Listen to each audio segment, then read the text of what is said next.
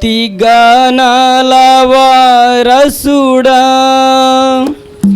జీవింతును నిత్యము నీ నీడలో, ఆస్వాదింతును నీ మాటల మకరందము. జీవింతును నిత్యము నీ నీడలో, ఆస్వాదింతును నీ మాటల మకరందము. సుగుణాల సంపన్నుడా, స్తుతి గానాల వారసుడా, జీవింతును నిత్యము నీ నీడలో, ఆస్వాదింతును నీ మాటల మకరందము. సుగుణాల సంపన్నుడా,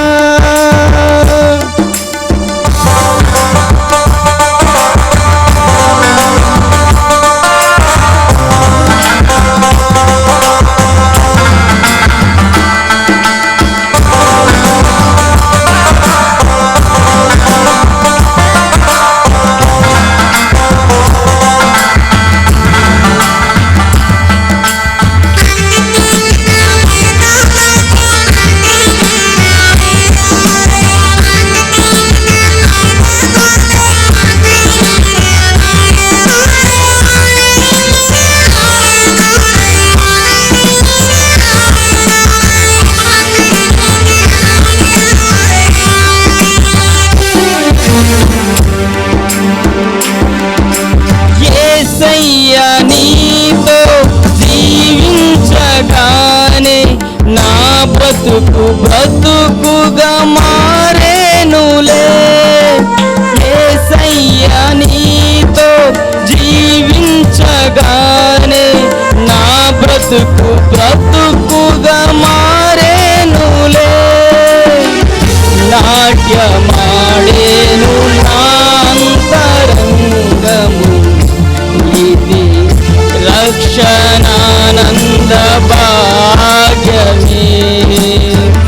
నాట్యమాడేను నా అంతరంగము, ఇది రక్షణానంద భాగ్యమే. సుగుణాల సంపన్నుడా, స్తుతి గానాల వారసుడా,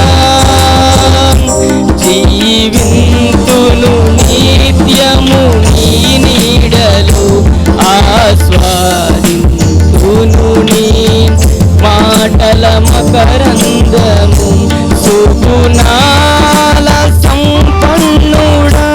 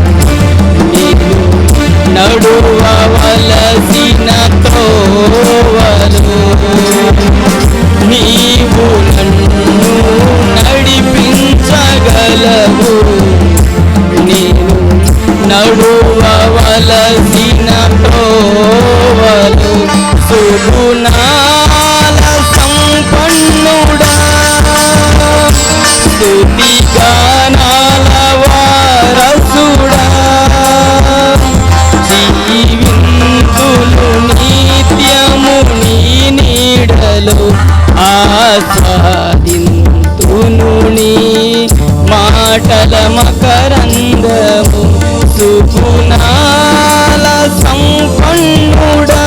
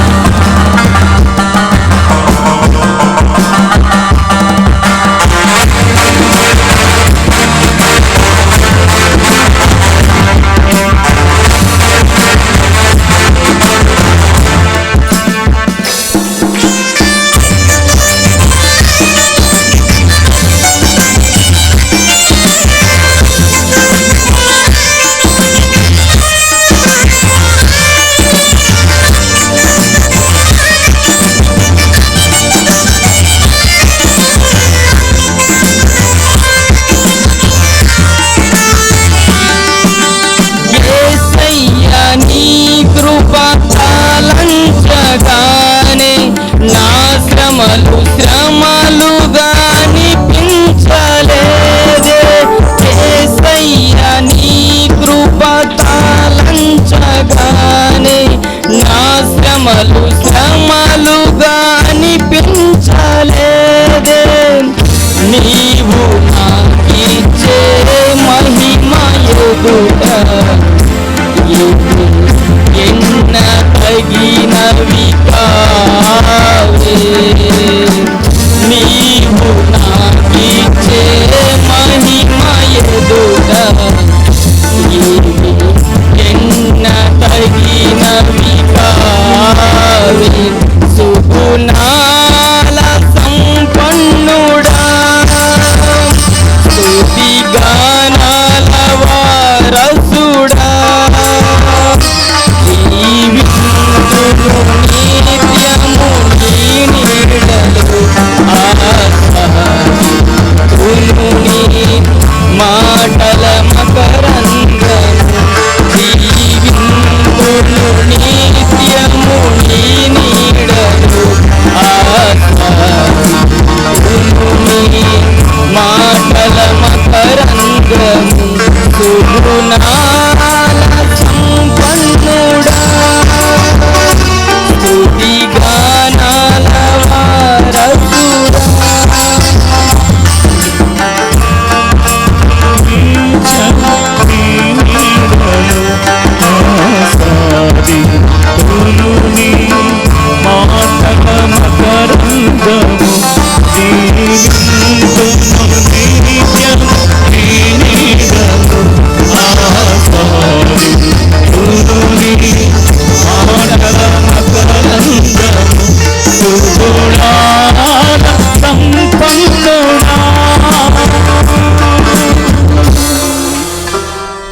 ప్రార్థన చేసుకుందాం. అలాగే మనమందరం నిలబడి ఉండగా మరి మన మధ్యలో ఉన్నటువంటి ప్రేమ కుమార్ సహోదరుడు మరి వాక్యం నిమిత్తమే చిన్న ప్రార్థన చేస్తుండగా మనమందరం కూడా మన హృదయాలు ఉంచి ప్రభా మాతోనూ నాతోనూ మాట్లాడండి అని మనమందరం కూడా ఏకీభవిస్తూ మరి ప్రభు నామమున బ్రతిమలాడదాము. జీవం గల దేవా, జీవాధిపతివైన దేవా, మీకే స్తుతులు స్తోత్రం వందనములు నాయన. షాలెం రాజా, మీకే స్తుతులు స్తోత్రములు నాయన. అయా ఉన్నవి లేనట్టును లేని ఉన్నట్టు చేసే మహా గొప్ప దేవుడైన దేవా, మీకే స్తుతులు స్తోత్రములు నాయన. అయ్యా ఈ సమయంలో నైనా ప్రభదేవ్యా అల్పు నైట్ నేను ప్రార్థిస్తున్న ప్రార్థన ఆలకించుము నైనా ప్రభదేవ్యా. అయ్యా ఈ సమయంలో ప్రతి కుటుంబం జ్ఞాపకం చేసుకోండి ప్రభదేవ్యా. అయ్యా పాటలు మీరు మహిమ తెచ్చినందుకే స్తోత్రములు నాయన ప్రభదేవ్యా. ఈ సమయంలో ప్రభదేవ్యా మీ దిన దాసు ప్రభు మాకు ఇచ్చిన ఏ ఆత్మీయాన్ని సిద్ధపరిచినారు నైనా ప్రభదేవ్యా. వాటిని మేము ప్రభాది ఆహారం తీసుకున్న సమయంలో ప్రభదేవ్యా మా హృదయాలను ప్రభ తేటపరచం నైనా ప్రభదేవ్యా. మా హృదయం ఖాళీగా ఉంచినైనా ప్రభా దేవ్య మీ ఆత్మీయ ఆహారం చేత నింపుము నైనా ప్రభా దేవ్య. ప్రభు విన్న వాక్యాన్ని ప్రభు అర్థం చేసిన భాగ్యాన్ని దయచేయమని ప్రభా దేవ్య. అయ్యా ప్రతి ఒక్కరు నైనా ప్రభు యథార్థముగా నైనా ప్రభా దేవ్య ఎల్లప్పుడూ మీ సన్నిధానంలో ప్రభా దేవ్య పరిపూర్ణ మనసును స్థుతించే భాగ్యాన్ని దయచేయమని ప్రభా దేవ్య. అయ్యా ఈ సమయంలో నైనా ప్రభు వాక్యం మీద ఎంత దూరం అయితే వినపడుతున్నదో నైనా ప్రభా దేవ్య ప్రతి హృదయాల్ని ప్రభు మీరు కదిలించము నైనా ప్రభా దేవ్య. ప్రతి హృదయాలను మీరు కదిలించము నైనా ప్రభా దేవ్య. అయ్యా నిలబడిన మీ దినదాసుని మీరు కాచి కాపాడు నైనా ప్రభా దేవ్య.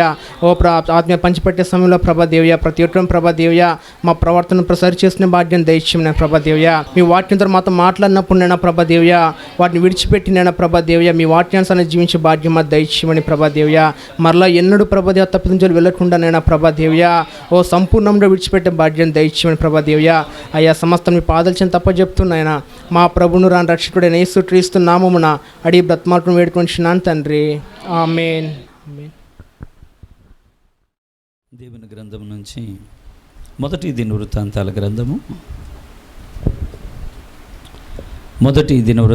గ్రంథము 21వ అధ్యాయము 351వ పేజీ పాత నిబంధన గ్రంథం నుంచి. మొదటి దినవృత్తాంతాల గ్రంథము 21వ అధ్యాయము 1వ వచనం నుంచి చదువుతుండగా చూద్దాము. తరువాత సాతాను ఇశ్రాయేలులకు విరోధముగా లేచి ఇశ్రాయేలులను లెక్కించుటకు దావీదును ప్రేరేపింపగా దావీదు యోవాబునకు జనుల యొక్క అధిపతులకును మీరు వెళ్ళి బెయేర్షెబా మొదలుకొని దాను వరకు ఉండు ఇశ్రాయేలులను ఎంచి వారి సంఖ్య నాకు తెలియుటకై నా యొద్దకు దాన్ని తీసుకుని రండని ఆజ్ఞ ఇచ్చెను. అందుకు యోవాబు రాజా నా ఏలినవాడ యెహోవా తన జనులను ఇప్పుడున్న వారి కంటే 100 ఎక్కువ మందిని చేయునుగాక. వారందరూ నా ఏలినవాని దాసులు కారా? నా ఏలినవానికి ఈ విచారణ ఏలా? ఇది జరగవలసిన హేతువేమి? జరిగిన ఎడల ఇశ్రాయేలులకు శిక్ష కలుగును అని మనవి చేసెను. 2వ సమూయేలు గ్రంథము 24వ అధ్యాయము. ఇదే భాగం 2 స్థలాల్లో ఉన్నది, అయితే మార్పు కొంచెం కనబడుతూ ఉంటుంది. 2వ సమూయేలు గ్రంథం 24వ అధ్యాయము 1వ వచనమండి.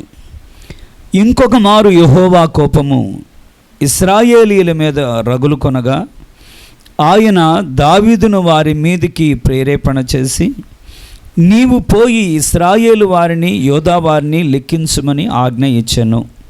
రెండిటికి వ్యత్యాసం చూడండి. ఇక్కడేమో ఇంకొక మారు యెహోవా కోపము ఇశ్రాయేలీయుల మీద రగులు కొనగా ఆయన దావీదును వారి మీదకి ప్రేరేపణ చేసి నీవు పోయి ఇశ్రాయేలు వారిని యోధా వారిని లెక్కించమని ఆజ్ఞ ఇచ్చాను. ఇక్కడ యెహోవా ప్రేరేపణ చేసినట్లుగా ఉంటుంది. మనం చదివిన మొదటి దినవృత్తాంతాల గ్రంథం 21వ అధ్యాయం 1వ వచనంలో తరువాత సాతాను ఇశ్రాయేలులకు విరోధముగా లేచి ఇశ్రాయేలులను లెక్కించుటకు దావీదును ప్రేరేపింపగా, ఇప్పుడు దావీదుని దేవుడు ప్రేరేపణ చేయడమా దెయ్యం ప్రేరేపణ చేయడమా? ఎవరో ఇక్కడ ప్రేరేపణ చేసేది? ఒక ప్రక్కనేమో 2వ సమూయేలు గ్రంథమేమో అక్కడ దేవుడే ప్రేరేపణ చేసినట్లుగా ఉంది. మరి ఇక్కడ మాత్రము సాతాను ప్రేరేపణ చేయగా ప్రజలను లెక్కించడానికి ప్రేరేపణ కలుగుతూ ఉన్నట్లుంది. వాక్యముతో ఎన్నడూ విభేదించదని ప్రవక్త అంటాడు.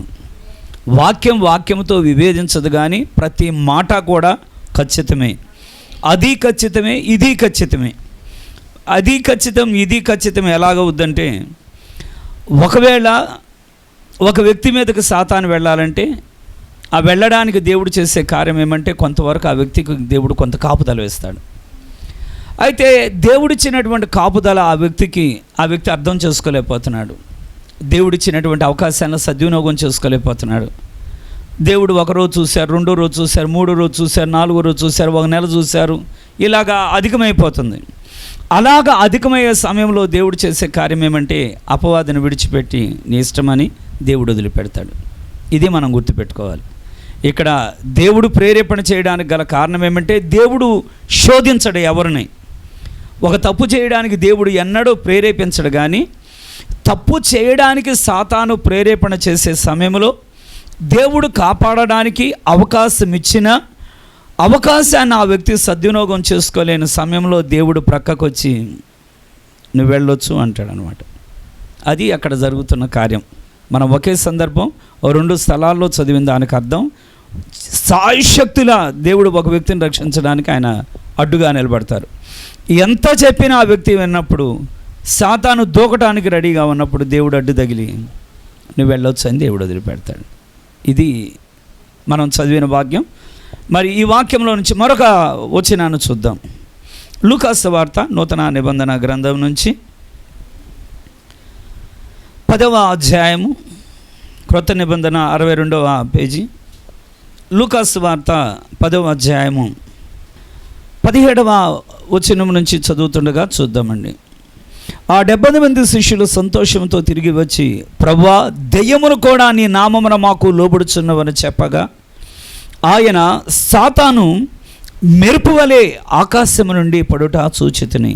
ఇదిగో, పాములను తేళ్లను త్రొక్కుటకును శత్రువు బలమంతటి మీదను మీకు అధికారం అనుగ్రహించి ఉన్నాను.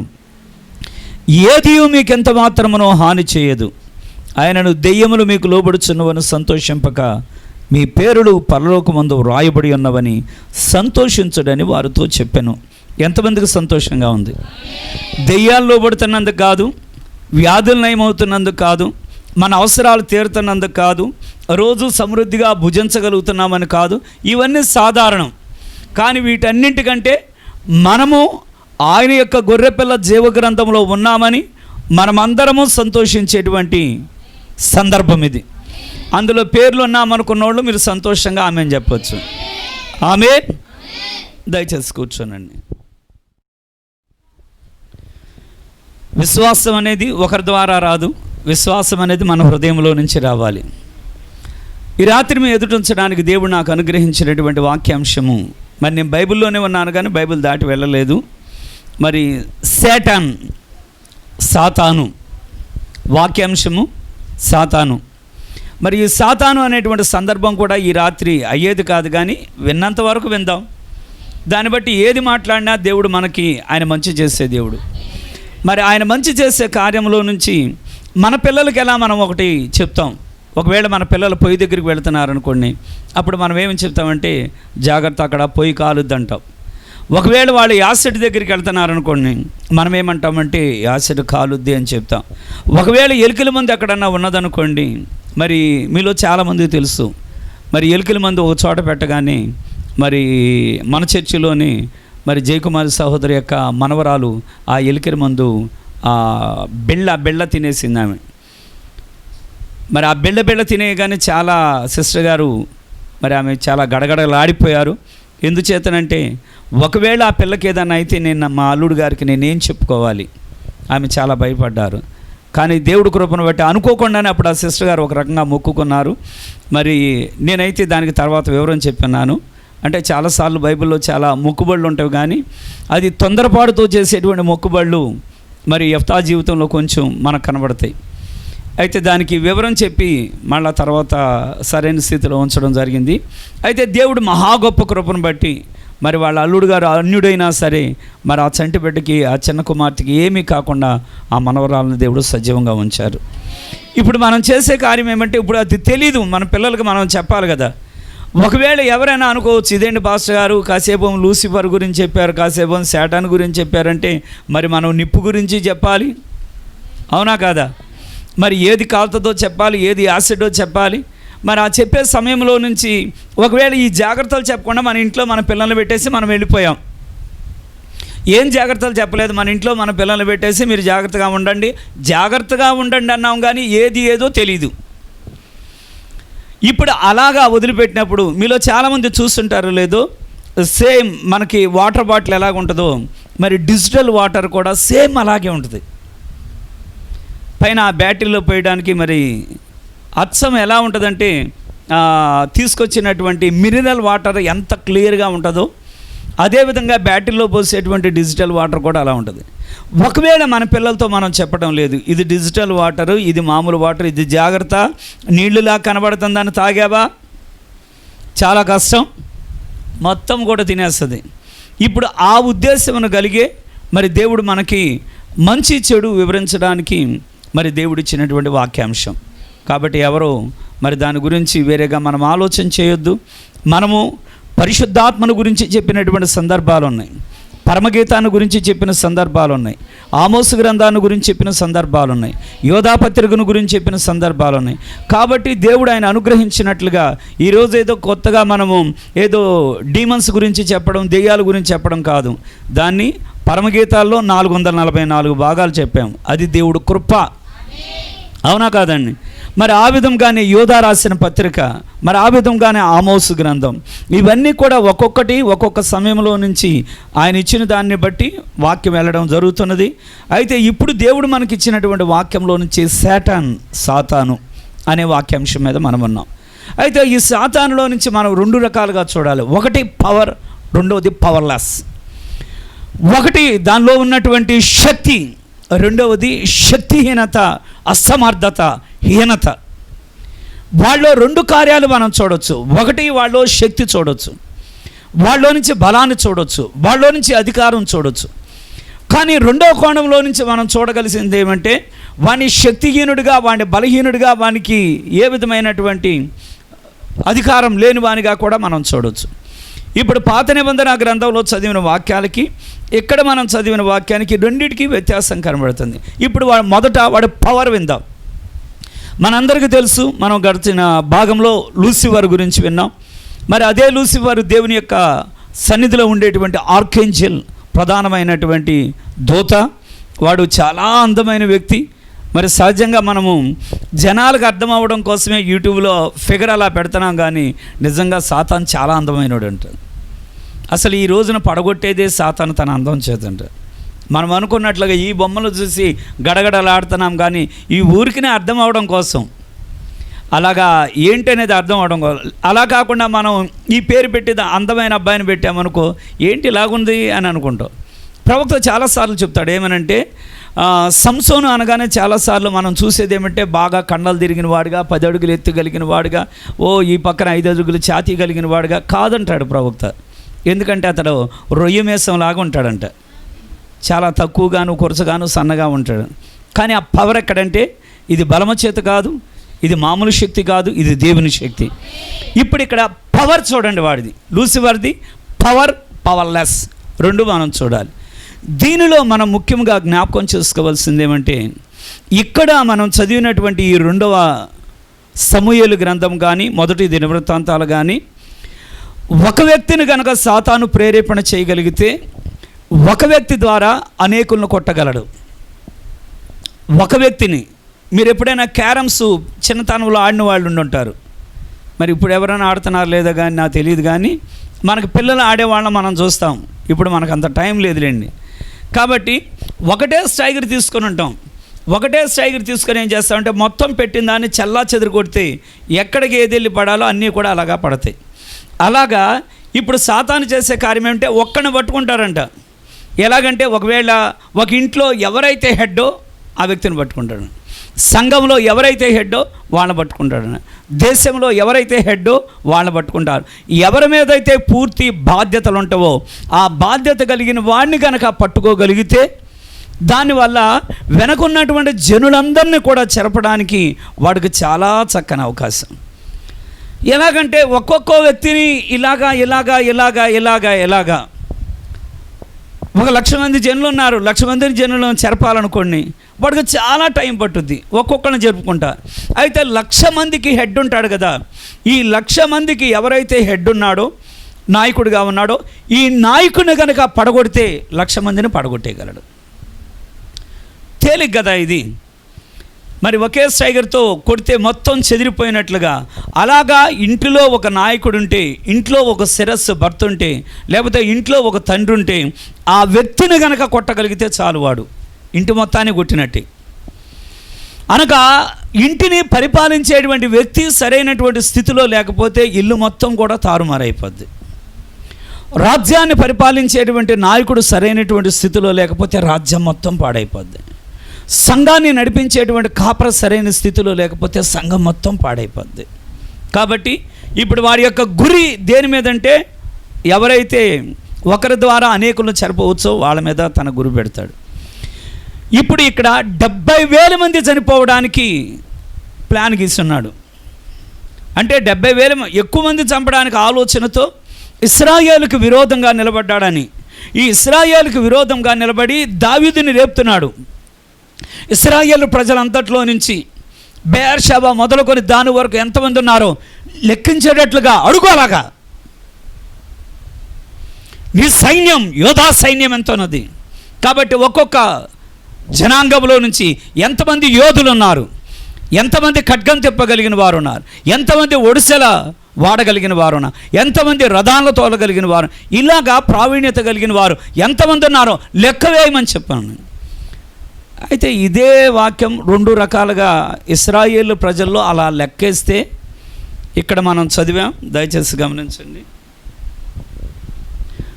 మొదటి సమూయేలు గ్రంథం 21వ అధ్యాయము 3వ వచనం ఆఖరి వరస చూడండి. 3వ వచనం ఆఖరి వరస, అందులో ఏమన్నదంటే ఇశ్రాయేలుకు శిక్ష కలుగునని మనవి చేసెను. 2వ వరస కూడా చూద్దామండి. ఇది జరగవలసిన హేతువేమి, జరిగిన ఎడల ఇశ్రాయేలులకు శిక్ష కలుగునని మనవి చేసెను. ఇశ్రాయేలు ప్రజలను ఎవరో లెక్క పెట్టడానికి వీల్లేదు. ఎవరు పడితే వాళ్ళు ఇశ్రాయేలు, ఇప్పుడు మన ఇంట్లో ఉన్న పిల్లలు మనం లెక్క పెట్టుకోవచ్చు, కానీ ఇశ్రాయేలు ప్రజల గురించి ప్రభు ఏమంటున్నారంటే, అబ్రహామా బయటకు వచ్చి ఆకాశ నక్షత్రాలను చూడు, ఒకవేళ ఆకాశ నక్షత్రాలు కనుక ఎవరైనా లెక్క పెట్టగలిగినట్లయితే నీ సంతానాన్ని లెక్క పెట్టగలరు. మరి ఇప్పుడు లెక్క పెట్టడానికి వాళ్ళు ఏం చేయాలంటే దానికి విమోచన క్రయధనం ఉంటుంది. విమోచన క్రయధనం చొప్పుననే వాళ్ళ లెక్క పెట్టాలి. కానీ నాకు తోచినట్టుగా నాలో ఎంతమంది బలవంతులు ఉన్నారని ఇలా లెక్క పెడితే ఇది గర్వంతో కూడిన కార్యం. ఇప్పుడు వాడి పవర్ని మనం చూద్దాం, సాతాను యొక్క పవర్. ఇప్పుడు సాతాను చేసినటువంటి దీనివల్ల ఇప్పుడు విరోధంగా ఇశ్రాయేలు ప్రజలకు విరోధంగా వ్యక్తిని కొడుతున్నాడు, ప్రజలకు విరోధంగా దావీదుని ప్రేరేపిస్తూ ఉన్నాడు. ఈ దావీదుని ఇలా ప్రేరేపించడం వల్ల ఇంతకుముందు మిగిలిన వారి మీద కూడా అతడు సాధించాడు, భక్తిహీనుల ద్వారా సాధించాడు. ఇది చాలా జాగ్రత్తగా మీరు ఇక్కడికి రానివ్వద్దు, ఇక్కడికి రానివ్వండి. ఎందుకని ఇక్కడికి రానివ్వద్దంటే భక్తిహీనుని ముందుగా తీసుకున్నాడంట. దాతాను కోరాహుని అతడు ప్రేరేపించాడు. దాతాను కోరాహును ప్రేరేపించినందుకు ఎందుకంటే ఆ ప్రజలను పడగొట్టాలి. ప్రజల్ని పడగొట్టడానికి ఇక్కడ దాతాను కోరాహు అబీరాముల రేపగా అక్కడ అతడు వారిని ప్రేరేపణ చేసి వారి నాయకత్వం అడిగేటట్లుగా చేసినందుకు అక్కడ 14,000 మంది సుమారుగా వివరంగా రాయబడి ఉన్నది. ఒకసారి సంఖ్యను మనం చూద్దాం. సంఖ్యాకాండము 16వ అధ్యాయము 49వ వచనం చూద్దామని. సంఖ్యను ఎలా కొడతామన్నాడో గమనిద్దాం. కోరాహు తిరుగుబాటున చనిపోయిన వారు గాక, తెగులుబాటున చనిపోయిన వారు గాక 14,700 మంది ఆ తెగులు చేత చచ్చిరి. కాబట్టి తెగుళ్ళు కుమ్మరించబడడానికి దీన్ని ఎవరైనా రప్పించగలరంటే దేవుడికి ఆ శక్తి ఉన్నది. హెబ్రీ పత్రికలో పౌలు అంటాడు, జీవము కలిగిన దేవుని చేతిలో పడుట బహుభయంకరమని. జీవము కలిగిన దేవుడి చేతిలో పడుట బహుభయంకరం. దేనికంటే తీర్పు తీర్చుట ఆయన వశంలో ఉంది. ఇప్పుడు వారిని తీర్పు తీర్చాలి, ఆ ప్రజల మీదకు తెగులు రావాలి, ఆ ప్రజల మీదకు మరణం రావాలి. మరణం రావాలంటే ఏం చేయాలంటే ప్రజల్ని దెబ్బ కొట్టాలంటే ఎవరో ఒకరిని ప్రేరేపించాలి. కనుక ఇక్కడ దాతాను కోరాహు అబీరామును ప్రేరేపించడం వల్ల మీరే పరిశుద్ధులా, మేము పరిశుద్ధులం కాదా, మేము అలా చేయడానికి పనికిరామా అని అటువంటి ఆత్మ వీళ్ళలో కలగడం ద్వారా 14,000 మంది, క్లియర్గా రాయబంది 700 మంది చనిపోయారు. 14,700 మంది చనిపోయారు. సరే, రెండవ కార్యాన్ని మనం ఇక్కడ చూద్దాం. బిలాముని ప్రేరేపిస్తున్నాడు. ఈ బిలామును ప్రేరేపించడం ద్వారా ఈ బిలాము ప్రవచన చేయడానికి అయిపోయినది. బాలాకు నిలబడి ఉన్నాడు. ఇశ్రాయేలు ప్రజల్ని ఎలాగా సంహరించవచ్చు అంటే బిలాం చెప్తున్నాడు, నేను శపించడానికి నా దేవుడు నాది అదుపు చేశాడు, కాబట్టి ఇశ్రాయేల్ని నేను శపించలేను. అతడు ఒక అబద్ధ ప్రవక్త. ఈ అబద్ధ ప్రవక్త ఏమంటున్నాడంటే బాలాకు రాజుతో వాళ్ళని శపిస్తే దేవుడు ఊరుకోడు, కానీ ఆ ప్రజల్లో ఒక బలహీనత ఉంది. వాళ్ళ విగ్రహ భోజనాలు కనుక పిలిస్తే వాళ్ళు ఎవ్వరూ కాదనరు. చక్కగా మీరు మేము ఒకటే కాబట్టి మా బిందుకు రండి, మీరు అలాగా పిలవండి, అలా పిలిస్తే వాళ్ళందరూ వస్తారు. వాళ్ళని దేవుడు సహించడు, వాళ్ళు శాపగ్రస్తులు అవుతారు, మీరు ఆ పని చేయండి అనగానే ఇక్కడ బాలాకు చెప్పిన దానికి ఇశ్రాయేలు ప్రజలు అనేక మంది అక్కడ విగ్రహ సంబంధమైన దానికి మొత్తం విందులో హాజరవగానే 24,000 మంది తెగులుతో చచ్చిపోయారు. సంఖ్య ఎలా ఉందో చూడండి, 24,000 మంది అక్కడ సంఖ్య చనిపోవడానికి మనం చూద్దాం. సంఖ్యాకాండం 25వ అధ్యాయము 9వ వచనం. ఇది కొరింథీలో కూడా పౌలు కూడా చెప్పడం జరిగింది. మొదటి కొరింథీలో 24,000 మంది ఆ తెగులు చేత చనిపోయిరి. వాళ్ళు అలా తెగులు చేత చనిపోవడాన్ని పౌలు ఇక్కడ చిన్న వివరం చెప్పడం జరుగుతుందండి.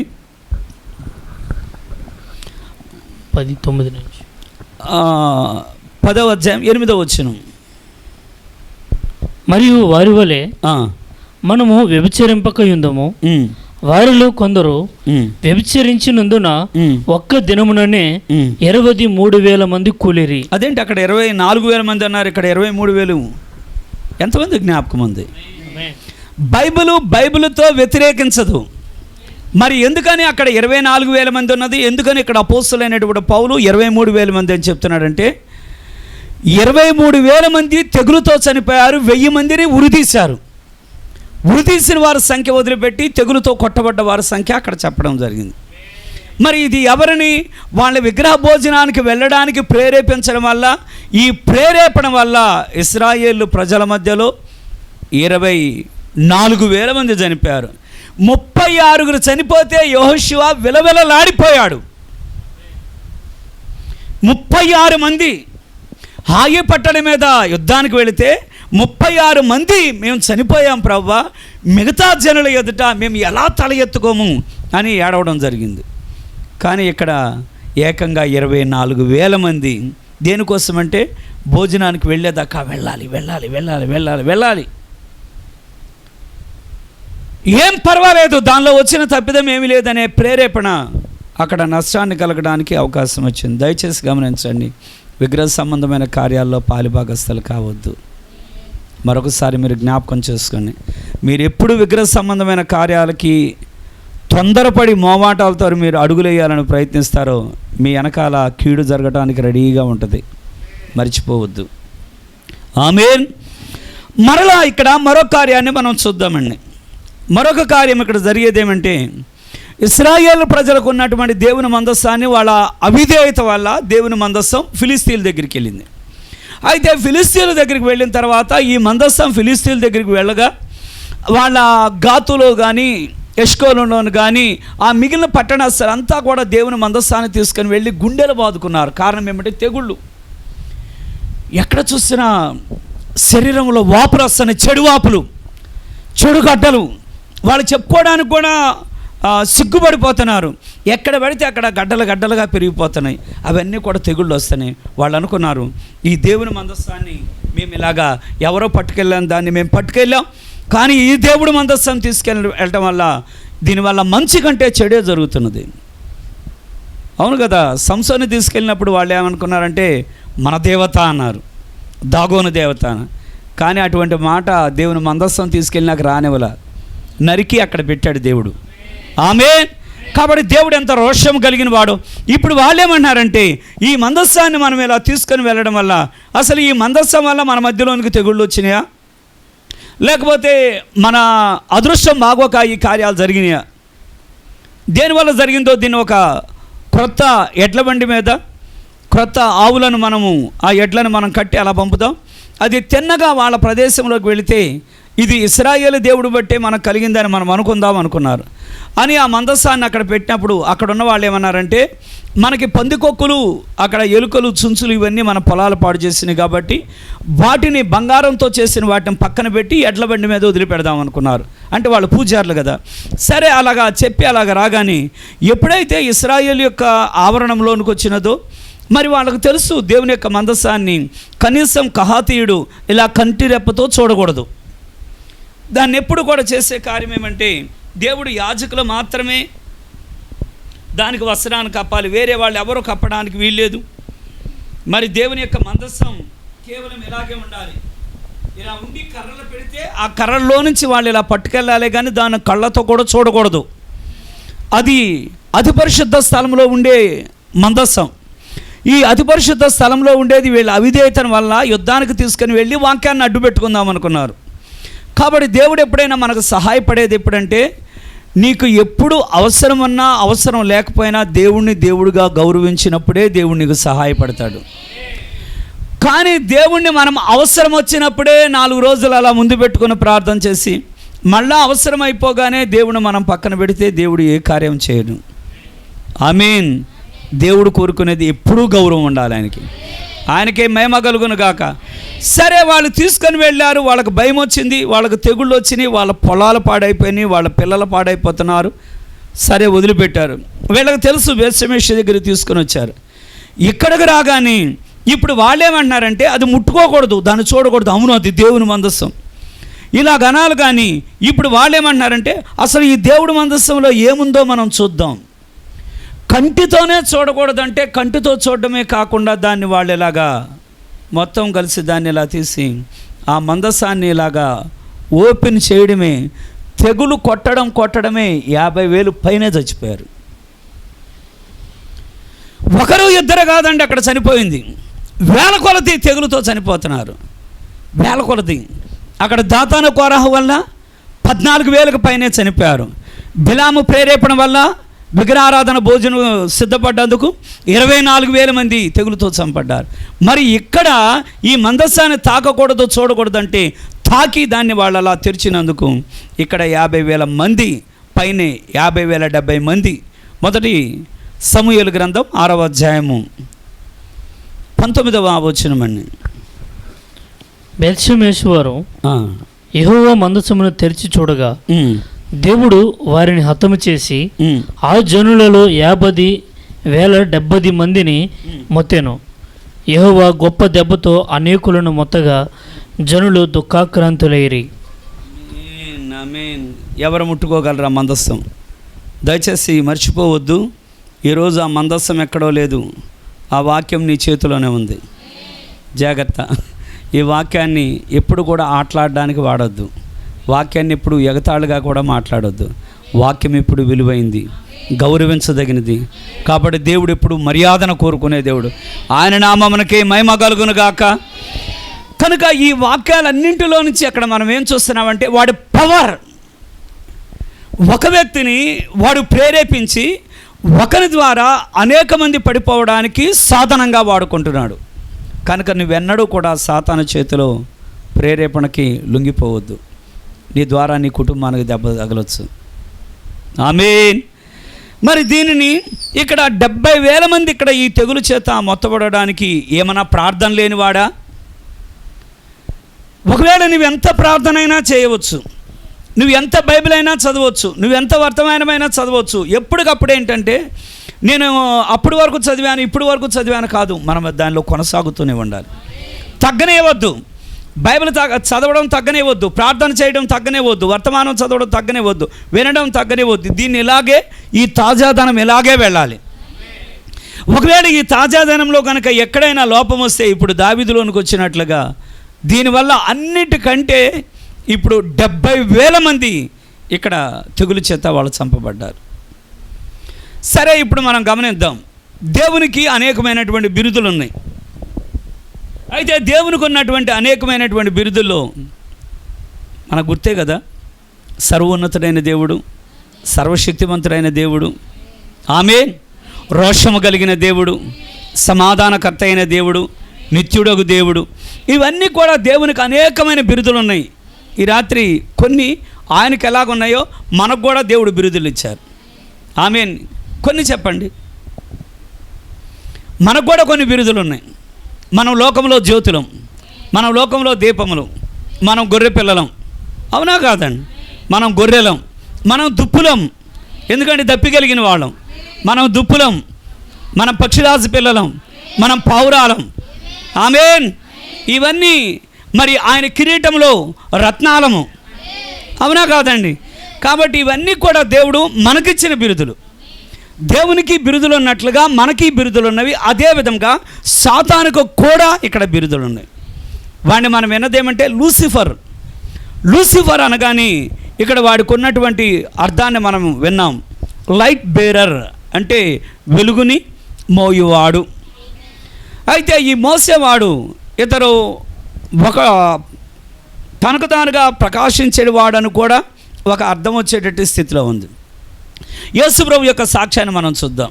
ఆయన ఏమంటున్నారంటే, యోహాను బాప్తిస్మం ఇచ్చేటువంటి యోహాను గురించి, అతను మండుచు ప్రకాశించేది దీపం. కానీ మండుతూ కేవలం మండడమే కాదు, ప్రకాశిస్తున్నాడు కూడా. మండేవాడు ప్రకాశించేవాడైనా ఇదే బాప్తిస్మం ఇచ్చేటువంటి యోహాను ఎప్పుడు కూడా దేవుని దగ్గర తను తాను తగ్గించుకోవడానికి ఇష్టపడ్డాడు, తను తాను తగ్గించుకోవడానికి. మరి ఎందుకని సాతాను అతను తను తాను తగ్గించుకోవడానికి ఇష్టపడలేదు కనుకనే వాడు అక్కడి నుంచి నెడితే ఎక్కడ దాకా పడాలో అక్కడ దాకా పడ్డాడు. ఆమేన్. దీనిని బట్టి ఇక్కడ మనం వాక్యంలో నుంచి మనం చూస్తున్నాం. లూకాసు వార్త 10వ అధ్యాయము 18వ వచనం.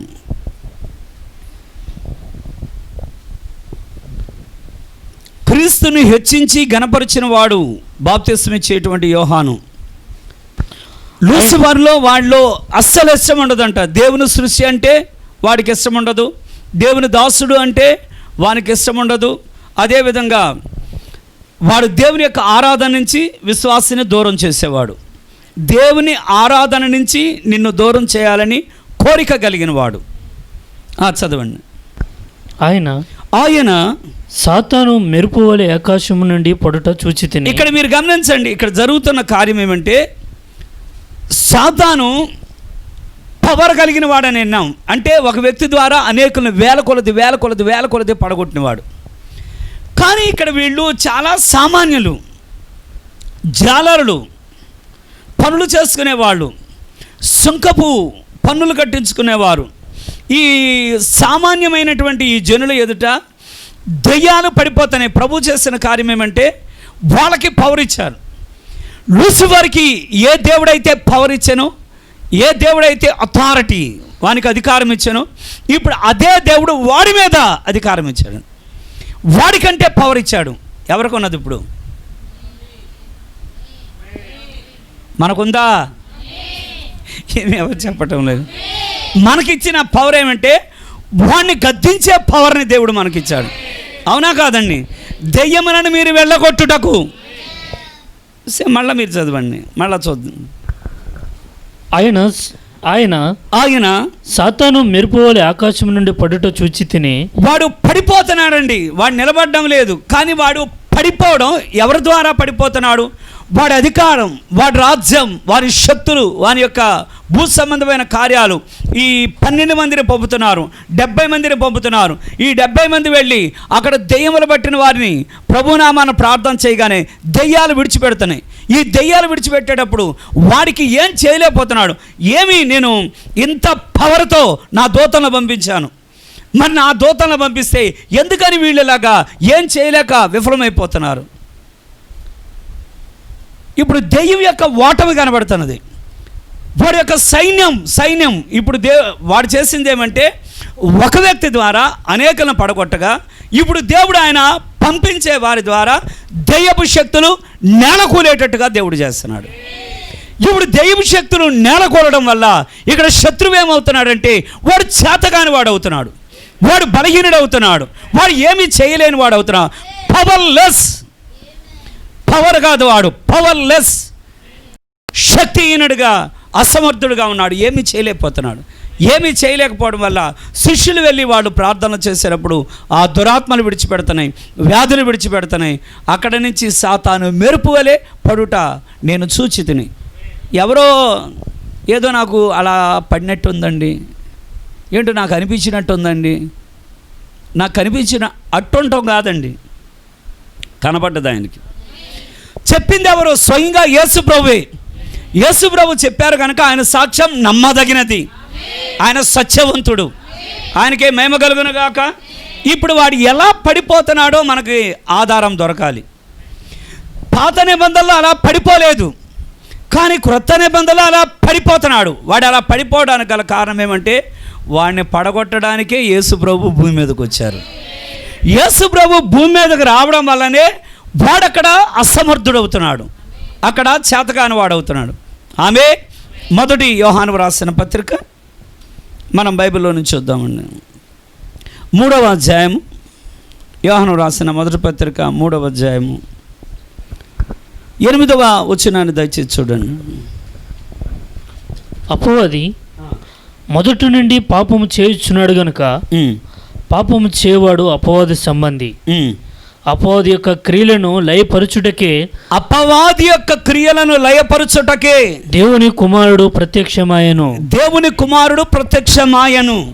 ఇప్పుడు ఆయన ప్రత్యక్షమైనది ఎందుకంటే, ఓ సాతానా, ఒకప్పుడు వరకు నువ్వు చనిపోయినటువంటి ఆ సమూయేలును కూడా పైకి పిలవగలిగిన స్థితిలో నీవు ఉన్నావని అతిశయించావు. కాబట్టి దానిలో నుంచి ఆ అధికారం, బలం, సమస్తము కూడా విరవబడుతున్నదని ఆయన ప్రత్యక్షమయ్యి వాడి యొక్క అధికారాన్ని కూలగొడుతున్నాడు. కూలగొట్టడమే కాదు, వాడికి ఇంకో పవర్ ఉంది. అన్నిటికంటే వాడికి మహా గొప్ప పవర్ ఉంది. ఏంటి వాడికి ఉన్నటువంటి గొప్ప పవర్ అంటే, చాలాసార్లు మీరు గమనించండి, మనిషి దేనికో కోసం భయపడేదానికంటే ఆ వ్యక్తిగా చచ్చిపోయినట్టు కాలం వచ్చింది అనుకోండి, ఇక చెప్పాల్సిన పని లేదు. వేరే వాళ్ళు చనిపోయినట్టుగా కలలోకి వస్తే అది వేరే సంగతి. కొన్నిసార్లు ఉపమాన రూపంగా వస్తుందండి, దయచేసి జ్ఞాపకం చేసుకోండి. కొన్నిసార్లు ఎవరైనా చనిపోయినట్టు కల వస్తే ఉపమాన రూపంగా ఇంకోళ్ళు చనిపోతారు. కానీ కొన్నిసార్లు ఆ వ్యక్తికే వచ్చిందనుకోండి, వాళ్ళే చనిపోయినట్టు కల వచ్చిందనుకోండి, బయటికి వెళ్ళాలంటే భయం, లోపలికి రావాలంటే భయం, ఎక్కడ చూసినా భయమే. భయం భయం భయం. ఎక్కడ చచ్చిపోతామో, పీట మీద నుంచి దిగేటప్పుడు చచ్చిపోతామేమో, ఇట్లాగ దేన్నైనా ఆనుకుంటే అది కూలిపోయి చచ్చిపోతామేమో, గోడ పట్టుకొని షాక్ కొట్టి చచ్చిపోతామేమో, నీళ్ళ దగ్గరికి వెళ్తే మునిగి చచ్చిపోతామేమో. దేని చేతనంటే మరణం యొక్క భయం దాన్ని పీడిస్తూ ఉంటుందండి. ఎప్పటి వరకు ఈ మరణం యొక్క భయం పీడించినదో, హెబ్రీయులకు రాస్తున్నటువంటి పత్రిక 2వ అధ్యాయము 14వ వచనమండి.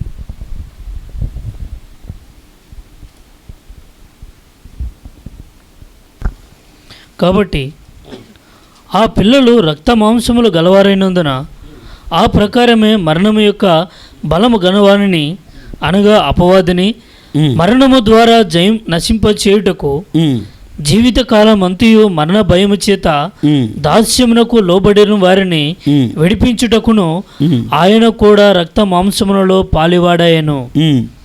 ఏలయనగా ఆయన ఎంత మాత్రమును దేవదూతల స్వభావమును ధరించుకొనక అబ్రహాము సంతాన స్వభావమును ధరించుకొని ఉన్నాడు. ఆమేన్. మనము ఎలాగా రక్త మాంసాలు కలిగిన వారిగా ఉన్నామో ఆయన కూడా అదే విధంగా రక్త మాంసాలు కలిగిన వారిగా వచ్చాను. ఆయన కూడా ప్రాణం పెట్టాను.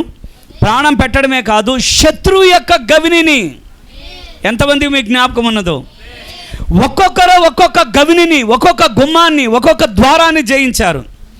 కానీ జయించిన వారందరూ కూడా మరణ ద్వారం దగ్గరికి రాగానే ఓడిపోయారు. కానీ ప్రభువైన యేసుక్రీస్తు మరణ ద్వారం దగ్గరికి రాగా ఓడిపోలేదు. కానీ ఓ మరణమా నీ ముల్లెక్కడ? మరణం యొక్క ముళ్ళు విరిచిన వాడాయన. కాబట్టి మరణాన్ని జయించిన వాడాయన.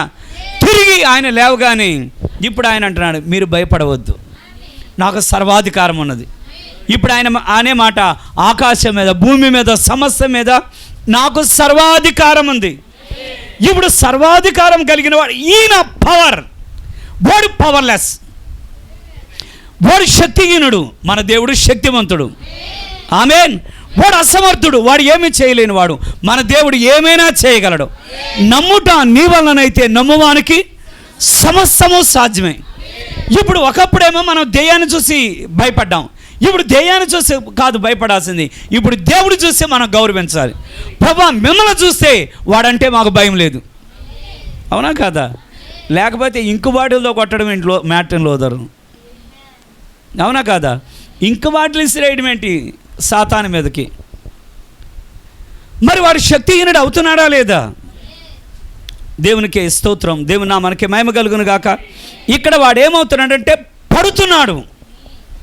యేసు ప్రభు చెప్పిన మాట పడుట, ఆకాశం నుంచి పడుట, మళ్ళా దేవుని యొక్క మిఖాయేల్ ఆ యుద్ధంలో నుంచి పడగొట్టుట, మళ్ళా వాడిని తీసుకొని ఇంకా భయంకరమైన కార్యం ఏమంటే ఒక కాలం వరకు ఒక రౌడీని ఒక గోండాని తిరగనిచ్చి ఒక టైం వచ్చిన తర్వాత కాలరలా పట్టుకొని తీసుకెళ్ళి నెట్టేయడమేనంట జైల్లోకి.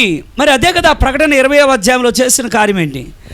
వాడిని అలా పట్టుకొని కనీసం తీసుకొని వెళ్ళి పాతాళంలో నెడతంటే ఇదిలించుకోవడానికి కూడా, ఎందుకంటే చాలాసార్లు తిరగబడే అవకాశం కూడా లేదు వాడికి. వాడిని బంధించి వాడిని తీసుకొని 1000 సంవత్సరాల పాటుగా విసరగాని వాడు వెళ్ళి దానిలో బందీ అయ్యాడు. కనీసం అక్కడ తప్పించుకోవడానికి కూడా అవకాశం లేదు. దొంగలైనా అక్కడ జైల్లోంచి తప్పించుకోవచ్చు, అక్కడ తప్పించుకోవడానికి వీలు లేని విధంగా దేవుడు బంధించను. దేవుని మనకి మహిమ కలుగును గాక. సరే, ఇక్కడ ఈ లూసిఫర్కు ఉన్న పేర్లను మనం గమనిద్దాం. ఇదేమనంటే లూసిఫర్కు ఉన్న పేర్లు మీలో ఎంతమంది తెలుసు? దేవుడి పేర్లు ఏంటంటే చెప్పలేదు. మళ్ళా నెక్స్ట్ మనకున్న బిరుదులన్నా దానిలో కూడా మీరు చెప్పలేదు. దెయ్యానికి ఉన్నటువంటి పేర్లైనా చెప్తారేమో, కొన్ని పేర్లు. ఓకే, అబద్ధమునకు జనకుడు ఒకళ్ళు చెప్పారు. ఇంకెవరైనా? సరే, నేను చెప్తాలేండి. దీన్ని దేవుడు అనుమతిస్తే మనం ఒక్కొక్కటిగా వినొచ్చు. జస్ట్ ఏమంటే పరిచయం చేసి ఊరుకుందాం. వానికి ఉన్నటువంటి పేర్లు లూసిఫర్ ఒకే ఒక చోట మనం ఇంగ్లీష్ బైబిల్లో చూస్తున్నాం, యెషయా గ్రంథంలో.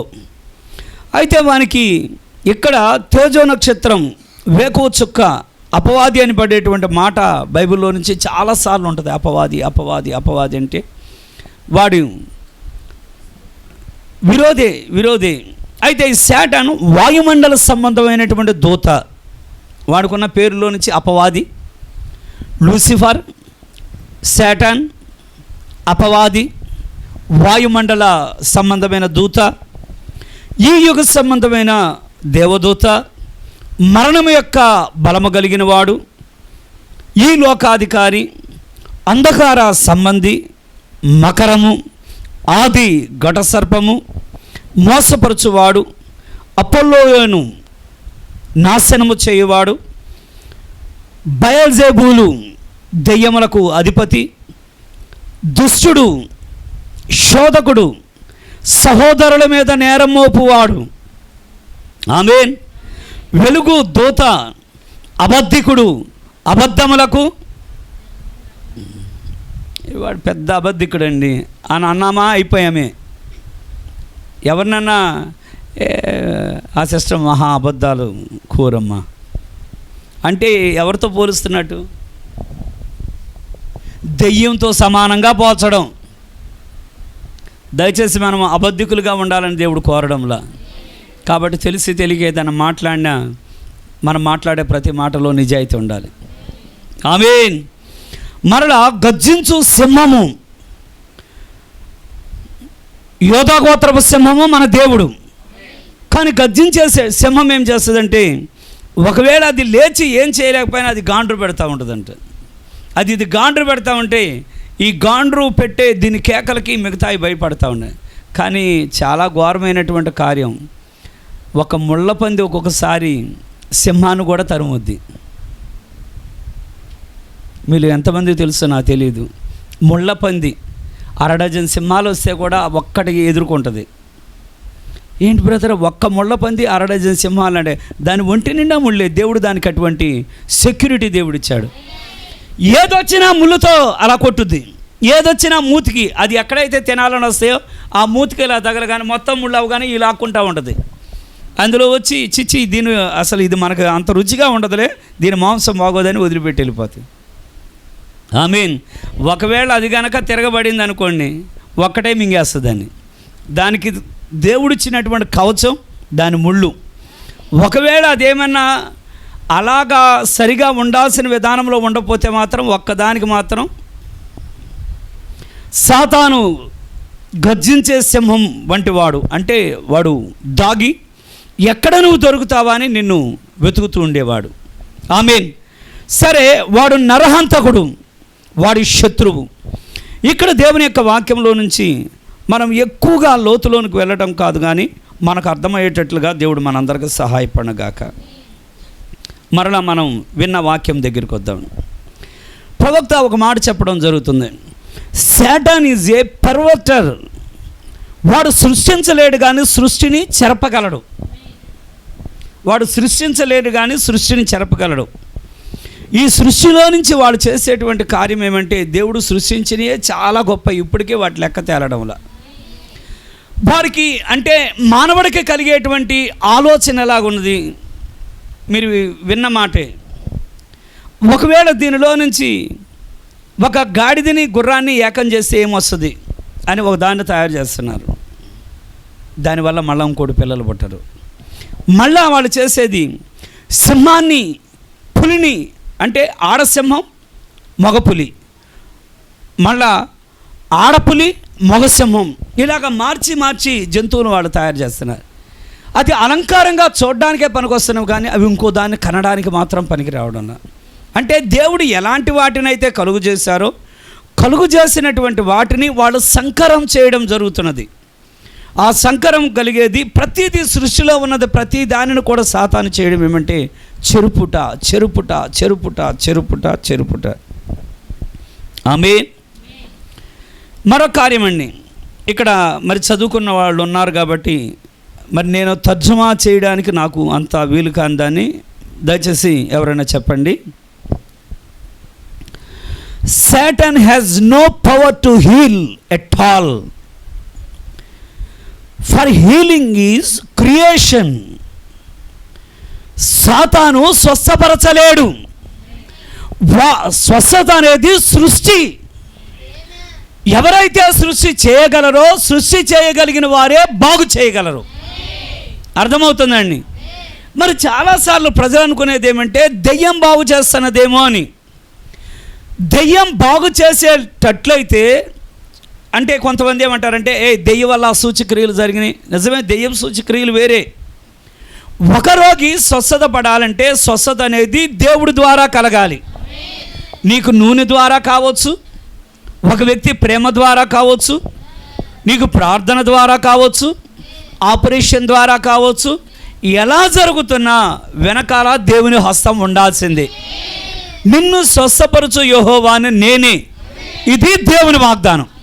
కనుక ఈ దేవుని యొక్క వాగ్దానాన్ని చాలామంది అర్థం చేసుకోలేక, ఇదిగో ఫలానా వాళ్ళ వల్ల ఆరోగ్యం వచ్చింది, డాక్టర్ గారి వల్ల ఆరోగ్యం అంటే మహింపరుస్తూ ఉంటారు.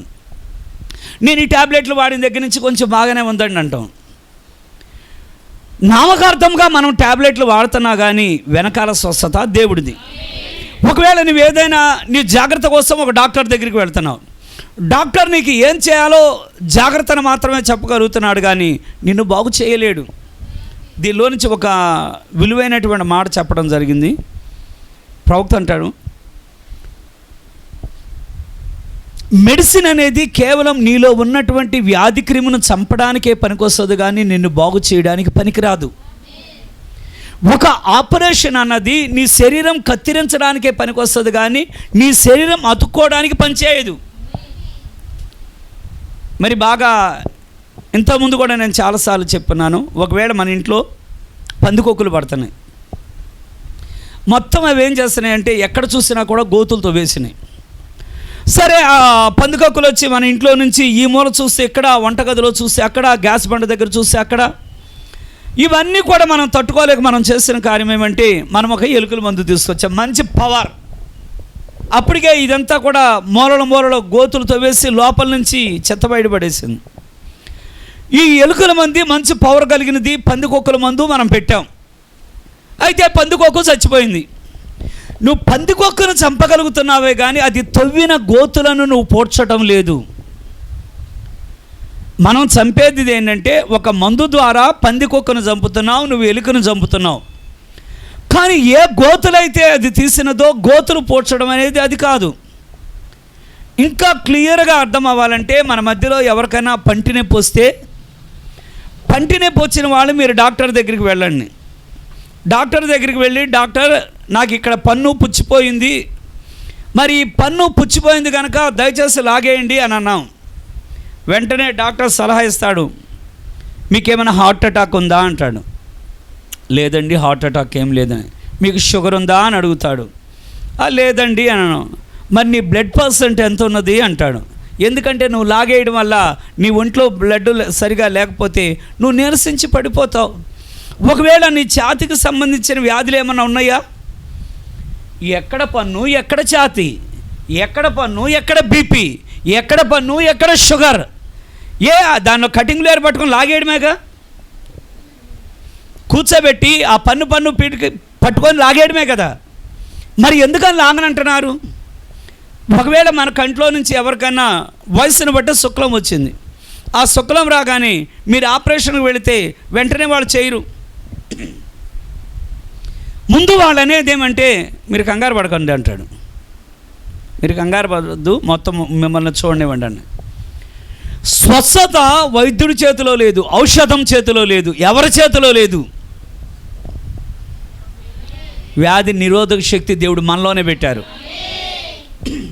ఆయన మనకే మహిమ కలుగును గాక. వ్యాధిని ఎదిరించే శక్తిని దేవుడు మనలో ఉంచారు. మనలో ఉంచడం వల్ల ఆ గొప్పతనం దేవునికే స్తోత్రం. ఇప్పుడు ఇక్కడ మనం చదివేటువంటి వాక్యంలో సాటాన్ ఈజ్ ఏ పర్వర్టర్, వాడు సృష్టించలేడు, వాడు సృష్టిని చెరపగలడు. ఇప్పుడు దావీదు యొక్క హృదయాన్ని వాడు చెరుపుతున్నాడు. మరి దేవుడు ఎందుకని అలాగ ఊరుకున్నారు? దేవుడు అలా ఊరుకోవడానికి గల కారణమేమి? దేవుడు ఏదైనా ఒక కార్యం జరిగేటప్పుడు ఊరుకున్నారంటే ఆ జరిగే దానిలో నుంచి దేవుడు ఆ కార్యాన్ని మరొక రకంగా మలుచుకోగలడు. ప్రభునామానికి మహిమ కలుగును గాక.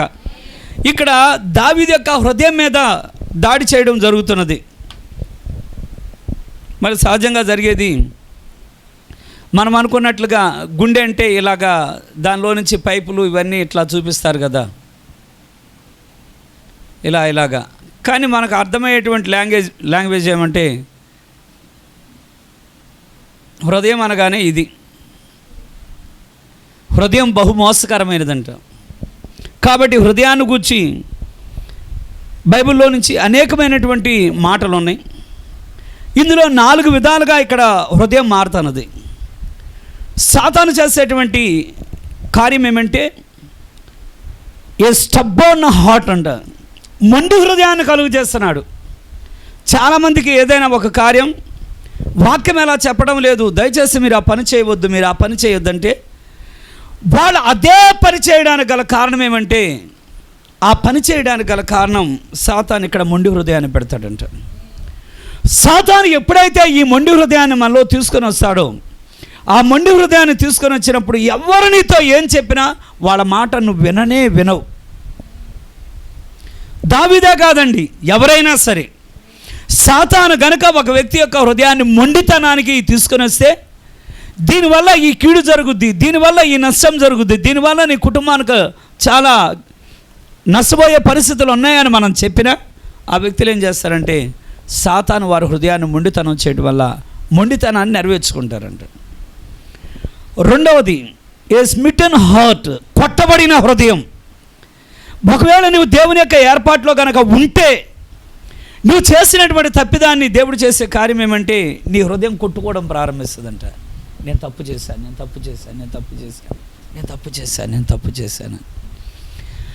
ఒకవేళ నువ్వు తప్పు చేసినా కూడా నీ హృదయం కనుక అలా కొట్టుకోవడం లేదంటే అది ఇంకా మొండితనం పోలేదని అర్థం. ఆమేన్. మూడవ కార్యం ఏమంటే ఏ సఫరింగ్ హార్ట్, బాధింపబడే హృదయం అంట. అయ్యో ఏంటి ఇలా జరిగిపోయింది, ఈ కార్యం వల్ల నా బిడ్డలకి ఎలా అయిపోయింది, నేను చేసిన పనికి వీళ్ళకి ఎలా జరిగింది, నేను చేసిన తప్పు వీళ్ళకి ఎలా జరిగింది, చేసింది నేను కదా, మరి నా కుటుంబంలో నా భార్య బిడ్డల మీద ఎందుకు పడ్డది? ఒకవేళ భార్య అనుకోవచ్చు, చేసింది నేను కదా, ఇట్లాగెందుకని వీళ్ళ మీదకి వచ్చింది. ఏ సాక్రిఫైసింగ్ హార్ట్ అంట, బలి అర్పణగా అర్పించబడిన హృదయం. ఎలాగవుతుందో చూడండి. ముందు దావీదు హృదయానుసారుడు, కానీ దేవుని యొక్క హృదయానుసారుడైనటువంటి దావీదులో ఈ మొండితనాన్ని సాతాను కలుగు చేశాను. ఇక్కడ దావీదు నష్టపోవడం లేదు కానీ ప్రజలే నష్టపోతున్నారు. ఎందుకని దావీదుకు నష్టం వాటిల్లకుండా ప్రజలకు నష్టం వాటిల్లుతున్నదంటే అక్కడ ఎక్కువగా పాపం ప్రజల్లో నుంచే కనబడుతుంది. ప్రభు నామానికి మహిమ కలుగును గాక. ఇప్పుడు ఇశ్రాయేలు ప్రజల్లో నుంచి ఎవరైనా ఒక సంఖ్యను లెక్క పెట్టాలి. మళ్ళీ మన వాక్యాంశం దగ్గరికి వచ్చాము. ఎవరైనా ఒక ప్రజలను లెక్క పెట్టాలనుకున్నప్పుడు వాళ్ళు విస్తారమైనటువంటి జనాంగం ఉంటారు కదా.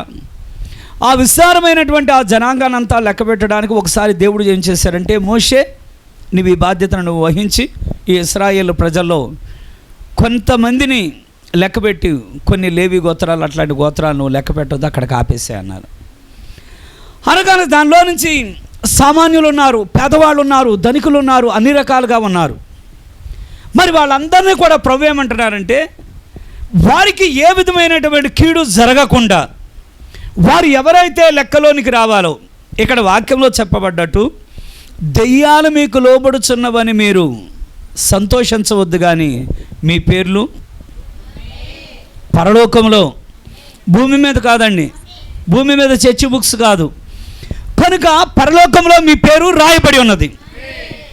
ఇక్కడ ఎవరైనా ఒక వ్యక్తిని లెక్కలో తీసుకుంటే, ఆ వ్యక్తిని లెక్కలో తీసుకున్నప్పుడు ఆ వ్యక్తి ఏం చేయాలంటే, దానికి వాళ్ళు ఒక వెండి అరశకులు వాళ్ళు అక్కడ చెల్లించాలి. ఆత్మీయమైన అర్థం అండి, ఇది తప్పుగా అర్థం చేసుకోవద్దు. ఆత్మీయమైన అర్థం. ఒకవేళ వాళ్ళలోంచి ఒక ధనవంతుడు వచ్చాడు, ఆ మోషే గారు మేము ఎంత చెల్లించాలండి అన్నాను అనేప్పటికీ, మోషే ఒకవేళ మనం రూపాయల్లో చెప్తాం, ఒక 50 రూపాయలు కట్టాలన్నాను. 50 రూపాయలు కట్టడం ఏంటండి, నేను బాగా ధనవంతుణ్ణి, నేను కోట్ల కొలది ఐశ్వర్యవంతుణ్ణి, నాకు 50 రూపాయలు కట్టడం అనేది నాకు చాలా చీప్గా ఉంది, కాబట్టి చాలా తక్కువగా ఉన్నది, అలా కాదండి, నేను 50,000 కట్టగలను అన్నాడు. నేను 50,000 కట్టగలను అన్నాడు. అనేప్పటికీ వెంటనే మోషే ఏమన్నాడంటే, నీకు 50,000 కాదు 50 లక్షలు కడతామన్నా దేవుడు ఒప్పుకోట్ల, నువ్వు 50 కట్టాలి. అది విమోచన రేట్ అది. సరే, ఒక పేదవాడు వచ్చి, అయ్యా మోషే గారు, అందరూ ఏరుకునే దానిలో నుంచి ఎక్కడో వెనకున్న దానిలో ఏరుకునే స్థితి, నేను ఒక సామాన్యుడిని, నేను ఒక పేదవాడిని, నేను 50 రూపాయలు కాదండి ఒక 25 రూపాయలు కడతానండి అని అంటే, లేదు నువ్వు 50 కట్టాల్సింది. వాళ్ళకి అది విమోచన విధానం. అది నిర్గమాకాండము. దేవుడు ఏది చెప్తున్నారో అదే అక్కడ జరగాలి. నిర్గమాకాండం 30వ అధ్యాయము.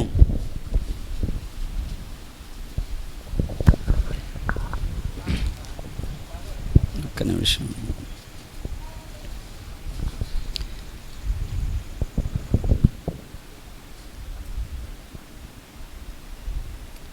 మనమందరం కలిసి చదువుదాము. నిర్గమాకాండం మీరు కూడా చదివినట్టు అవుద్ది. నిర్గమాకాండం 30వ అధ్యాయము 11వ వచనం నుంచి చివరి వచనాల వరకు మనం అందరం చదువుదాం. నిర్గమాకాండము 30వ అధ్యాయము 11వ వచనం నుంచి చివరి వచనాలు, 16వ వచనాల వరకు. మరియు యెహోవా మోషేతో ఇట్లనెను, నువ్వు ఇశ్రాయేలును లెక్కింపవలను. వారు లెక్కింపబడి వేళకు ప్రతి వాడు యెహోవాకు తన ప్రాణ క్రయధనమును ఇచ్చుకొనవలెను. అలాగ చేసిన ఎడల నీవు వారిని లెక్కించినప్పుడు వారిలో ఏం జరగదండి, ఏ తెగులు పుట్టదు, ఏ తెగులును పుట్టదు. వారు ఇయ్యవలసినది ఏమనగా, లెక్కింపబడిన వారిలో చేరు ప్రతి వాడును పరిశుద్ధ స్థలము యొక్క తులమును బట్టి 1/2 తులము ఇయ్యవలెను. ఆ తులము 20 చిన్నములు. ఆ 1/2 తులము యెహోవాకు ప్రతిష్టార్పణ. 20 సంవత్సరములు కానీ అంతకంటే ఎక్కువ వయసు గలవారై లెక్కింపబడిన వారిలో చేరు ప్రతివాడు యెహోవాకు అర్పణ నీయవలెను. చిన్నోళ్ళని లెక్క పెట్టడానికి లేదు. 20 సంవత్సరాల లోపలని లెక్కలో తీసుకొని రావడంలా ఎంతమంది పిల్లలు ఉంటారో కూడా తెలీదు. అది మీ ప్రాణములకు పరిక్రయ ధనముగా నుండునట్లు యెహోవాకి అర్పణ ఇచ్చినప్పుడు ధనవంతుడు 1/2 తులము కంటే ఎక్కువ ఇయ్యకూడదు, భేదవాడు తక్కువ ఇయ్యకూడదు. నీవు ఇశ్రాయేలు యొద్ద నుండి ప్రాయశ్చిత్తార్థమైన వెండి తీసుకొని ప్రత్యక్షపు గుడారం యొక్క సేవా నిమిత్తము దాన్ని నియమింపవలెను. మీకు ప్రాయశ్చిత్తం కలుగునట్లు అది యెహోవా సన్నిధిని ఇశ్రాయేలులకు జ్ఞాపకార్థంగా ఉండును. దేవునికి స్తోత్రం. ఈ వెండిని వాళ్ళు ఏం చేశారు చెప్పండి. ఇప్పుడు మనము వెండి విధానం ఇక్కడ మనం చూసాము. ఈ వెండిని వాళ్ళు దేనికోసం వాడారు? దానిలో చాలా ముఖ్యమైన కార్యం ఉందండి. అక్కడ అరతొలం అనేది పేదవాడు కానీ ధనికుడు కానీ ఎవరైనా సరే అక్కడ వెండి వాడు చెల్లించాలి. అది పెద్ద వెల కూడా కాదు. ఎందుచేతనంటే వాళ్ళు ఇశ్రాయేలు ప్రజలు వాళ్ళు ఐగుప్తులో నుంచి వెళుతున్నారు. జ్ఞాపకం చేసుకోండి. ఐగుప్తులో నుంచి వాళ్ళు వెళ్ళే సమయంలో వెండి బంగారం అవన్నీ కూడా వాళ్ళ దగ్గర చాలా ఉంది. చాలా ఉన్నా అసలు నిజంగా చెప్పాలంటే వాళ్ళ మధ్యలో నుంచి పేదవాడు లేడు అని చెప్పుకోవాలి. ఎందుకంటే అందరూ కూడా కష్టపడ్డ 400 సంవత్సరాల కష్టార్జితం వాళ్ళ భుజాలు మోసుకొని వాళ్ళు వెళుతున్నారు. వెండి బంగారం సమృద్ధిగా ఉన్నది. అయినా ప్రభు ఏమన్నారంటే ఒకళ్ళకి ఎక్కువ ఉండొచ్చు, ఒకళ్ళు తక్కువ ఉండొచ్చు. అయినా మాత్రం అక్కడ అరతొరం మాత్రం అందులో తక్కువ చేయడానికి వీల్లేదు. అయితే ఈ వసూలు చేసినటువంటి వెండిని వాళ్ళు ఏం చేశారు? ఎందుకని ఈ వసూలు చేయబడ్డటువంటి వెండిని వెండే ఎందుకంటే ఇప్పుడు ఇశ్రాయేలు ప్రజల్లో ఎవరైనా విమోచించబడ్డ జనాంగంగా ఉండాలంటే, ఆ విమోచించబడిన జనాంగంగా ఉండాలంటే ఈ అరతొలము అక్కడ ఆ షెకెలు వాళ్ళు చెల్లించాలి. వారు కానీ మనము కానీ వెండి చేత బంగారం చేత క్షయమయ్యే వస్తువుల చేత పాడైపోయే వస్తువుల చేత మనము విడిపించబడలేదు. మన దేవుని యొక్క ప్రశస్తమైన రక్తం వల్ల, అమూల్యమైన రక్తం వల్ల మనం ఇందరం విడిపించబడ్డాం. ఇప్పుడు పేదవాడైనా ధనికుడైనా సామాన్యుడైనా మనందరికీ దేవుడు ఒకటే రేటు కట్టారు. ఆమేన్. మీలో చాలామందికి తెలుసు. మరి తెలుసున్న కార్యమే. ఒక్కసారి మీరు మార్కెట్లోకి వెళ్ళండి, పండ్ల మార్కెట్లోకి వెళ్ళండి. అక్కడ ఒక బోర్డు ఉంటుంది, 10 రూపాయలు యాపిల్ అని. ఒకవేళ 10 రూపాయలు కమలా అని ఉంది అనగానే మీరు వెళ్ళి ఏమనుకున్నారంటే మంచి నునుపుగాను పెద్ద పెద్ద కాయలు ఉన్నాయి. ఇక్కడ బోర్డు మనం చూసాం. ఈ బోర్డు మనం చూసామన్నామంటే ఒక 1 డజను యాపిల్ ఇవ్వండి అని తీసుకొచ్చి 60 పెట్టాం. ఏంటి అని అన్నాను. అదేనండి 10 రూపాయలు అని ఉంది కదా, 60 నేను ఇచ్చానన్నా. ఇవి అంటే ఇవి బాగా చిన్నగాను కొంచెం డాగులుగా ఉన్నాయి, అందుకనే 10 రూపాయలు అన్నాడు. మరి ఇవెంత అన్నాడు. ఇవి కాయ 20 అన్నాడు. మరి ఇవెంత అన్నాడు. ఇది కాయ 30 అన్నాడు. మరి ఇవెంత? కాయ 50 అన్నాడు. ఎన్ని రకాలు ఉన్నాయో గమనించండి.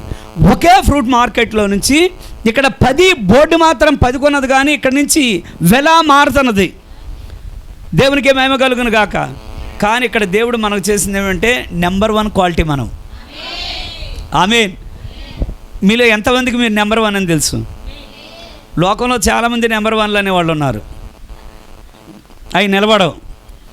ఎందుకనంటే మనము జ్యేష్ఠ సంతానం. ఆమేన్. జ్యేష్ఠ హక్కు కలిగిన వారం. ఆయన ద్వారా మనము జ్యేష్ఠుల సంఘమై ఉన్నాం. ఆయనకే మహిమ కలుగును గాక. ఎవరైనా సరే దేవుడు వ్యత్యాసం లేకుండా వెలపెట్టి కొనలేనంత విలువైన వాడే మన కోసం ఆయన నిలబడ్డారు. మనం విలువ కలిగిన జనాంగం. ఇక్కడ మీరు గమనించండి, ఎందుకని ఈ వెండిని అక్కడ వెండి అంటే విమోచన అని తెలుసు, కానీ ఇక్కడ ఏం చేశారనేది చాలామందికి తెలియదు. దేవునికి మహిమ కలుగును గాక. ఈ వెండిని వాళ్ళు ఎప్పుడైతే అక్కడ దిమ్మలు వాళ్ళు నిలబెట్టడం జరుగుతున్నదో, ఆ దిమ్మను నిలబెట్టేటువంటి పునాదుల కోసం ఈ వెండిని వాడారు. దేవుడు సహాయం చేయను గాక. దీన్ని ఒకసారి నిర్గమాకాండము 38వ అధ్యాయము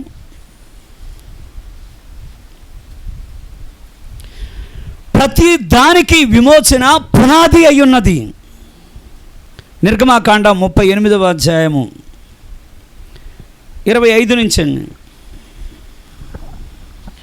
సమాజంలో చేరిన వారి వెండి పరిశుద్ధ స్థలపు తులము చొప్పున 400 మణుగుల 1575 తులములు. ఈ పన్ను 20 ఏండ్లు మొదలుకొని పై ప్రాయము కలిగి లెక్కలో చేరిన వారందరిలో అనగా 6,03,550 మందిలో తలకొకటి అరుతలము. ఆ 400 వెండి మణుగులతో పరిశుద్ధ స్థలమునకు దిమ్మలు, అడ్డతెరకు దిమ్మలను, అనగా ఒక దిమ్మకు 4 మణుగుల చొప్పున 400 మణుగులకు 100 దిమ్మలు పోత పోయబడెను. ఆమేన్. అనగా ఇక్కడ విమోచన పునాది అయి ఉన్నది. ఆమేన్. విమోచన అనేది లేకపోతే నువ్వు దెయ్యం యొక్క సొత్తువి. నువ్వు విమోచించబడిన వాడమంటే నువ్వు ఇప్పుడు సాతాను యొక్క స్వాస్థ్యం కాదు, నువ్వు దేవుని యొక్క స్వాస్థ్యం అయి ఉన్నావు. ఆమేన్. ఇప్పుడు వెండి కాదు, బంగారం కాదు. పేతురు అంటున్నాడు, ఆయన ప్రశస్తమైన రక్తంతో దేవుడు మన వెలనిచ్చి ఆయన మనల్ని విడిపించాను. ఒకవేళ ప్రార్థించే సమయంలో ఎక్కువసార్లు ఎటువంటి వ్యాధైనా ఎటువంటి బలహీనత అయినా ఒక వ్యక్తి వచ్చి ప్రార్థనలో నిలబడ్డారు. ఆ నిలబడ్డప్పుడు ఆ వ్యక్తి దగ్గర ప్రార్థన చేసేటప్పుడు, సాతానా, ఇలా చెప్పొచ్చు అనమాట, సాతానా దేవుని సొత్తు మీద చేయి, ఇతర దేవుని సొత్తు అయి ఉన్నాడు, దేవుని రక్తం చేత విడిపించబడ్డవాడు, దేవుని సొత్తు మీద నీకు అధికారం లేదు, గద్దిస్తున్న పోతలకి ఇతర విమోచించబడ్డ జనాంగం. ఆమేన్. మనకు విమోచన అనేది లేకపోతే మనం ఎలాగా దేవుని సొత్తు కాగలం? మనము దేవుని యొక్క కృప ద్వారా విమోచించబడ్డాం. మీరు నీతిమంతులు కాదు, నేను నీతిమంతుడు కాదు. ఇది మనం క్లియర్గా చెప్పాలి. ఎందుకని ఇక్కడ మనకు కొంచెం టైం ఉంది, ఈ కొంచెంలో నుంచి చాలా జాగ్రత్తగా గమనించండి. ఇక్కడ మీరు నీతివంతులు కాదు, నేను నీతివంతులు కాదు, కానీ మరి దేవుడు సాతాన్ని పడగొట్టేటప్పుడు, సాతాన్ని నీకు పవర్ ఇచ్చా కదా, పడగొట్టు అన్నాను, నీ ఇష్టం వచ్చినట్టు చేసుకో అన్నాను. అనేప్పటికీ వాడు ఇష్టానుసారంగా చిందులేశాడు. ఇంతేనా అన్నాను. నీ ఇష్టం అన్నాను. నీ ఇష్టం ఎగనంత ఎగనిచ్చి నువ్వు చేయగలిగింది చేసావు, నీ పవర్ ఇది, నా పవర్ చూద్దు అని దేవుడు కార్యం చేయడం మొదలుపెట్టాడు. దావీదు జీవితంలో నుంచి భయంకరమైనటువంటి 2 పాపాలు మనందరికీ తెలిసిన విషయం. దావీదు యొక్క జీవితంలో నుంచి భయంకరమైనటువంటి పాపం, అవునా, బెత్షెబా. ఇక్కడ 2వ కార్యం, ఇప్పుడు ఇది కూడా మనం చూస్తున్నాం, జనులను లెక్కించుట. ఎందుకని ఈ జనులను లెక్కించుట మనం ఇంతగా లెక్క పెట్టాలంటే అక్కడ 70,000 మంది చనిపోయారు. అదేమైనా మామూలు కార్యమా? మరి ఈ జనాల్ని లెక్కించిన దానికి లెక్క పెట్టాడు, హృదయం కొట్టుకుంటా ఉన్నది. ఏదో కారణం ఏమంటే, ఒక పాపం పరిపక్వం అవడానికి, అంటే ఒక స్త్రీ ఆమె గర్భవతి అయిన తర్వాత ఆ గర్భంలో శిశువు ఎదిగి 9 నెలలు అయిపోయిన తర్వాత బిడ్డను కంటదాన్ని. దావీదులో నుంచి వచ్చినటువంటి మొండితనం, అప్పటికి యోవాబు అధికారులు అంటున్నారు, దావీదు ఇది నీ మహిమ కోసం నువ్వు వెతుక్కుంటున్నావు, దేవుని జనులు యోధులు ఎంతమనే దాన్ని మోషే కాలంలో లెక్క పెట్టబడ్డది, దానికి విమోచన క్రయధనం ఉంది అలాగా. కానీ నువ్వేమనుకుంటున్నావు, నాకు ఎంతమంది సైన్యం ఉన్నారు, నాకు ఎంతమంది బలగం ఉన్నారు. అసలు ఈ కార్యం జరిగేటప్పుడే మొదటి దినవృత్తాంతాల గ్రంథం, చాలా జాగ్రత్త అండి. నీ జీవితంలో ఏదైనా ఒకదాని తర్వాత ఒకటి సక్సెస్ వస్తూ ఉంది, మర్చిపోవద్దు, నిన్నెక్కడో కొట్టడానికి దెయ్యం రెడీగా ఉంటాడు. అయితే మరొకటి మర్చిపోవద్దు, నిన్ను కాపాడడానికి కూడా దేవుడు కూడా రెడీగా ఉంటాడు. ఆమె అయితే దేవుడు రెడీగా ఉన్నాడు కదా అని నిర్లక్ష్యంగా మాత్రం ఉండొద్దు. ఈ 21వ అధ్యాయంలో నుంచి సాతాను ప్రజలను లెక్కించడానికి సాతాను ప్రేరేపిస్తుండగా, ఈ 20వ అధ్యాయంలో విజయాలు, శత్రు సైన్యాన్ని ఎలాగ ఓడించాలో, ఎలా జయించాలో అన్నీ 20వ అధ్యాయం అంతా కూడా విజయం. ఏదైతే మనం దేవుని దగ్గర ప్రార్థించామో, ఏమేమి దేవుని దగ్గర అడిగామో అన్నీ జరిగిపోతూ ఉన్నాయి. ఇవన్నీ ఎప్పుడైతే జరిగిపోతున్నాయో అప్పుడు ఏమనిపిస్తుంది అంటే, ఓ ప్రభువా, నేనేం ప్రార్థించినా సరిపోతున్నా, నాకు అన్నీ కూడా అన్నీ ఇలాగ మంచిది, ఒకదాని తర్వాత ఒకటి ఇలాగ అనగానే నీలో మెల్లిగా కొంచెం నిర్లక్ష్యతనం వస్తుందంట, కొంచెం నిర్లక్ష్యం వస్తుందండి, కొంచెం పట్టనట్టు ఉంటామంట, కొంచెం ఒకలాగా ఉంటాం. అదే ఇక్కడ దావీదులోకి వచ్చింది. విజయం వెంబడి విజయం రాగానే అక్కడ మిగతా వాళ్ళని ఎలా సాతాను పడగొట్టాడో అదేవిధంగా ఇప్పుడు నాకున్నటువంటి యోధులు ఎంతమంది యోధులు నేను కలిగి ఉన్నాను, ఎంతమంది బలాఢ్యులను నేను కలిగి ఉన్నాను అనగానే అప్పుడు దురాత్మ ఎంటర్ అయ్యాడు. ఈ దురాత్మ హృదయంలో నుంచి గర్వాన్ని తీసుకొని వస్తున్నాడు. గర్వం అయిపోయిన తర్వాత లెక్క పెట్టినందుకు ఏమన్నా వాళ్ళు లెక్క పెట్టడానికి వెళ్ళగానే ఏమి అనిపించలా, తప్పు చేయగానే ఏమి గుండె కొట్టుకోవాలా. నెలలు గడిచిన తర్వాత అప్పటికి సంఖ్య మొత్తం తీసుకొచ్చి చెప్పారు, అయ్యా యోధా జనాంగంలో ఎంతమంది, మిగతా జనాంగంలో యోధులు ఎంతమంది, ఇవన్నీ చెప్పిన తర్వాత ఏదో బాధగా ఉన్నదంట. అవును, అసలు నేను ఎందుకని ఇలా లెక్క పెట్టమని చెప్పాను, నేను ఎందుకని ఇలాగ అవిధేయుడిగా చేశాను అని ఇక్కడ అనుకునేలోపే వర్తమానం వస్తుంది. ఏమని? దేవుడు అక్కడ ప్రవక్తలు చెప్తున్నాడు, నీవు లేచి దావీదు దగ్గరికి వెళ్ళి 3 సంవత్సరాలు 3 నెలలు కాబట్టి 3 దినాలు ఏది కావాలో కోరుకోమని చెప్పు. అతడు గర్వించి ఉన్నాడు గనక 3 సంవత్సరాల కరువు కావాలా, 3 నెలల శత్రువు చేతిలోకి అతడు వెళ్ళాలా, 3 రోజులు లేకపోతే నా చేతిలోకి అప్పగించుకుంటాడు, కోరుకోమను. ఈ 3 అతనికి నేను శిక్షలు పంపుతున్నాను. 3 ఆశీర్వాదాలు కాదండి, 3 శిక్షలు. 3 సంవత్సరాల కరువు, 3 నెలల శత్రువు చేతిలో, 3 రోజుల్లో యెహోవా చేతిలో పట్ట. కనుక ఈ 3 నీకేం కావాలని కానీ అతడు బాగా అలసట చెందాడు. దయచేసి ఇక్కడ మొదటి దినవృత్తాంతాల గ్రంథం 21వ అధ్యాయము 12వ వచనాన్ని దయచేసి చూడండి. 3 ఏండ్ల పాటు కరువు కలుగుట, 3 నెలల పాటు నీ శత్రువుల కత్తి దూసి నిన్ను తరుముగా నీవు వారి ఎదుట నిలవలేక నశించిపోవట, 3 దినముల పాటు దేశమందు యెహోవా కత్తి అనగా తెగులు నిలుచుడి చేత యెహోవా దూత ఇశ్రాయేలుల దేశమందుట నాశనము కలుగు చేయుట అనగా వీటిలో ఒకదానిని నువ్వు కోరుకున్నావు. ఎంతమంది చదివారు? ఎంతమంది చూశారు? ఎన్ని? మళ్ళా నేను మిమ్మల్ని ప్రశ్న అడుగుతున్నాను. 3 సంవత్సరాల కరువు, 3 రోజులు. 2వ సమూయేలు గ్రంథము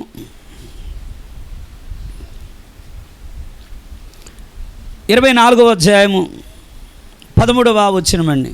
బైబిల్ ఉన్న వాళ్ళు దయచేసి చూడండి, ఇక్కడ ఒక వ్యత్యాసం కనబడుతుంది. కావున గాదు దావీదు వద్దకు వచ్చి ఇట్లని సంగతి తెలియజెప్పాను. నీవు నీ దేశమందు 7 సంవత్సరములు క్షేమం కలుగుట ఒప్పుకొందువా? ఎంతండి? ఎందుకని దేవుడు అక్కడ అలా చెప్పాను, ఎందుకని దేవుడు ఇక్కడ ఇలా చెప్పాను? 3 సంవత్సరాల కరువు, 3 నెలలు శత్రువు చేతిలో పట్ట, లేదా 3 రోజులు నా చేతిలో పట్ట. నా చేతికి నువ్వు అప్పగించుకుంటావా? తెగులు చేత కొట్టబోతున్నాను, ఏం చేస్తా? కానీ అదే కార్యాన్ని ఇక్కడ సమూయేలు గ్రంథంలోనికి రాగానే 7 నెలలు అని ఎందుకని ఇంకొక 7 సంవత్సరాలకని ఎందుకని ఎక్స్ట్రా పెంచుతున్నారు? ఎవరికన్నా ఇంతకుముందు చెప్పింది జ్ఞాపకం ఉందా? మర్చిపోవద్దండి, ఇక్కడే ఉంది ఆన్సరు. 2వ సమూయేలు గ్రంథము 21వ అధ్యాయము 1వ వచనమండి. దావీదు కాలమున 3 సంవత్సరములు విడవకుండా కరువు కలుగగా దావీదు యెహోవాతో మనవి చేసెను. ఎన్ని సంవత్సరాలండి? ఆల్రెడీ అక్కడ అయిపోయింది. ఆల్రెడీ వాళ్ళ కరువును అనుభవించారు. వాళ్ళు అక్కడ కరువును అనుభవించడానికి గల కారణం ఏమంటే సౌలు చేసిన పాపం. గిబియోనీల విషయంలో అతనికి వచ్చినది ఏమంటే, మనోళ్ళు కాదు వీళ్ళు, ఈ గిబియోనీలు మనవాళ్ళు కాదు. దయచేసి ఇది ఎన్నడూ మీ జీవితంలో రానివద్దు. ఈ రోజున ఎండ్ టైం మెసేజ్లో కొంతమందికి ఇంకా పిచ్చిపోవట్లా,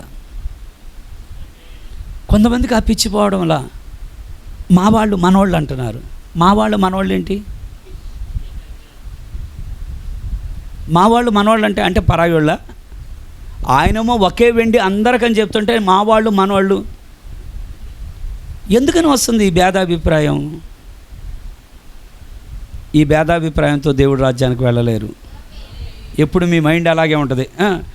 దీనివల్ల కూడా మనోళ్ళకి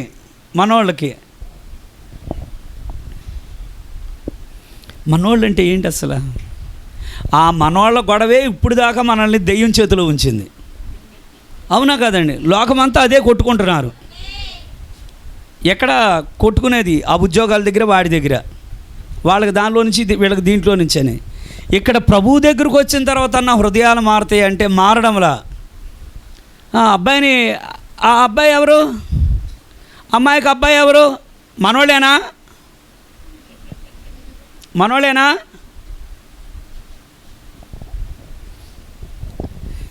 ఇంకా వదలట్లేదేమో.